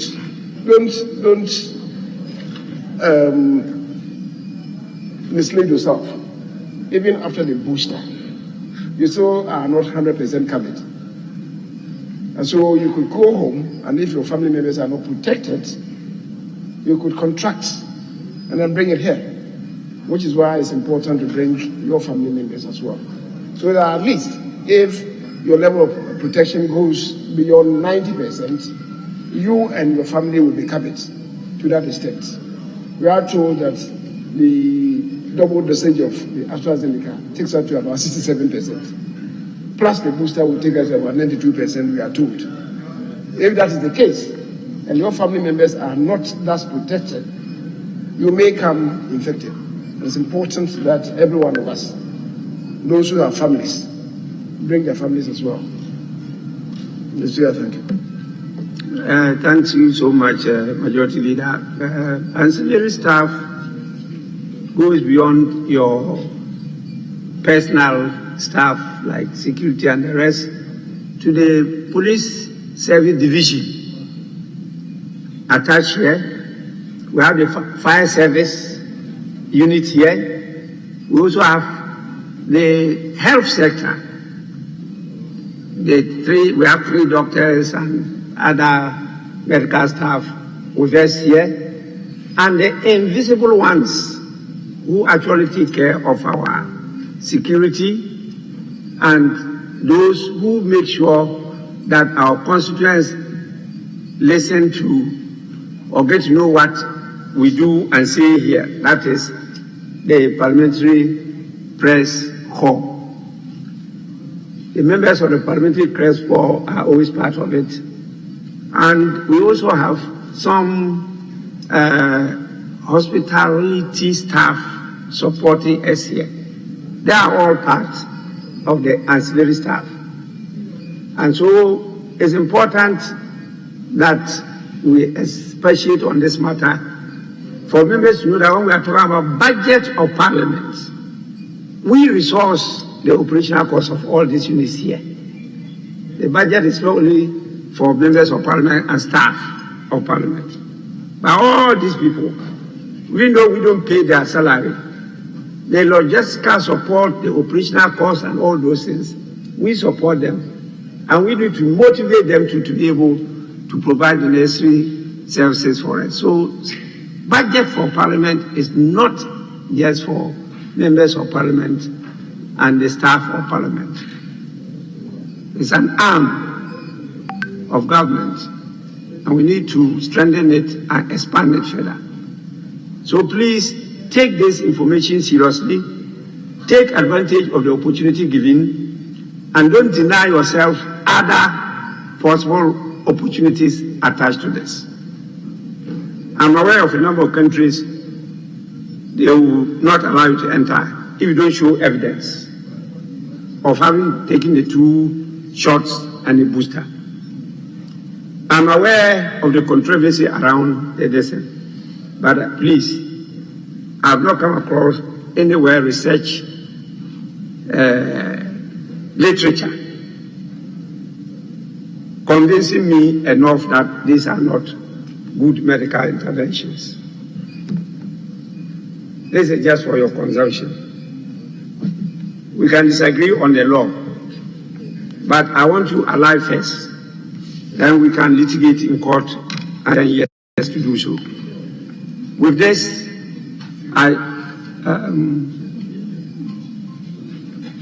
Honorable Minister.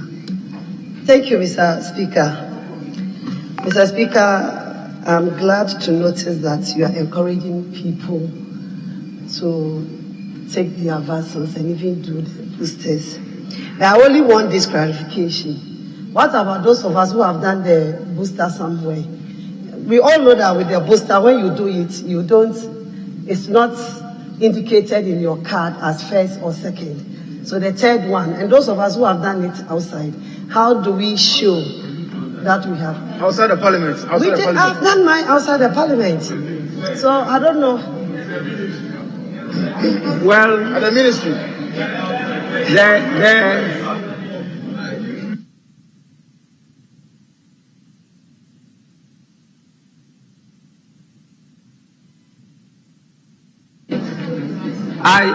I am not aware of any lawful area where you do the booster and there's no indication that you receive a booster.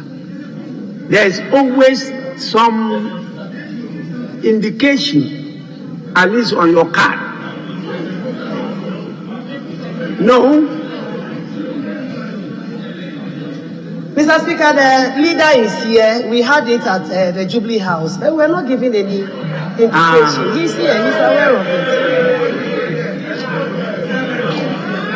Well, if you had it at my house, you have had evidence. But you had it at Jubilee House. Anyway, when you have a booster, you don't go for a second one. But please, I think it's important. There is some other document they call the PCR, which you need to produce from time to time. So you must have some evidence. Maybe go back to that place and see if you can get something. Is there the medical? Mr. Speaker, thank you very much. Mr. Speaker, on this subject matter, I do agree with the Honorable Minister, Honorable Howard Kumsin. I took the 2 jabs. Yes. And I've taken the booster outside the country. Yeah. But there's no indication saying it's a booster. But this is the 3rd one that I've taken. Yeah, but it's my booster. I have a card. This is the one I took in the country. Yes. I have the 2 here. Yeah. And this is the booster. But there's no written on it as a booster. No, he said they have to indicate it. Like, Mr. Speaker, if I heard you right. So what she is saying, if she don't have any evidence to support it, that was a different matter. Some of us have another card supporting the one they gave to us that we've taken the 2 jabs, and this is the 3rd one, making sure that we've taken the booster. So, but if you read it, it's not written on it that it's a booster. But they'll make sure the type of vaccine that you took, they give you a booster. So this information I'm providing. So if it is not written on it as a booster, it doesn't. It could be malaria injection. Okay. I'm supporting a what's the problem now? Well, honorable members, please. So some of us, we have to provide this information to the health. It's important, but be assured that for Parliament there will be an indication that you're taking a booster. Yes. So that is what is being done in Parliament. Honorable member for Daphne say is Yes, thank you, Right Honorable Speaker, for the opportunity. For the purpose of education, I want to say that whenever you are giving a vaccine, you must be given some record that you've taken that vaccine. The batch number, the type of vaccine. And in this case, I'll be surprised that any person, be it a member of parliament, is given a vaccine and you don't have a record. No, even the third, you need a record of where you were given that vaccine, the type of vaccine you were given, the batch number of that vaccine, and all the associated information concerning that vaccine. It might not be listed a booster vaccine, but it will indicate that this is the 3rd vaccine that you are taking, even though it may not be written a booster. It's very important, but wherever you go, they will need this information to ascertain that indeed you took that particular vaccine. So if you were not given, you may have to go back to where you took that vaccination for this very important record. It's very important. Thank you, Mr. Speaker. I think it's now appropriate for us to. Yes, Majority Leader. Mr. Speaker, just to confirm the information given by the Minister responsible for fisheries. In fact, it was when the boosters arrived, I think people were making some uninformed statements about them. And the President wanted us to demonstrate that indeed there were genuine boosters that had arrived in the country. And all of us had to submit. Unfortunately, even when we were told that the cards were not available at the time, that they took our details and said that you supply the cards later. So that's the state of affairs. Once they come here, certainly once you submit yourself, you will be given a card to show the kind of vaccine that has been applied and the date for the application of the vaccine. So that should be how it should be done. Yes, thank you so much. And I'll proceed to adjourn the House. And I indicated the House will be having joint caucus meeting. And therefore, this House do now adjourn till tomorrow at 10 in the forenoon, when we shall reconvene to continue with the business of the House. The House is accordingly adjourned.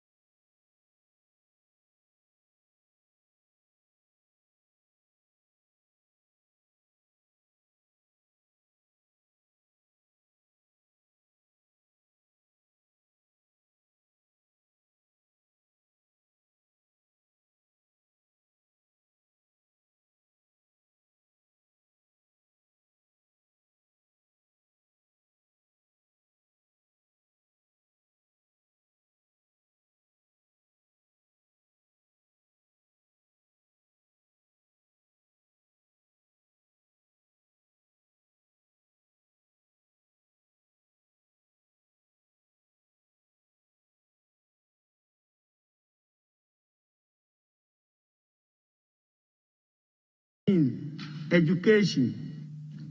Honorable Dr. Yao Osei Adichum, MP. 14. Health. Honorable Kweku Ajumamenu, MP. 15. Lands and Natural Resources. Honorable Samuel Abdullah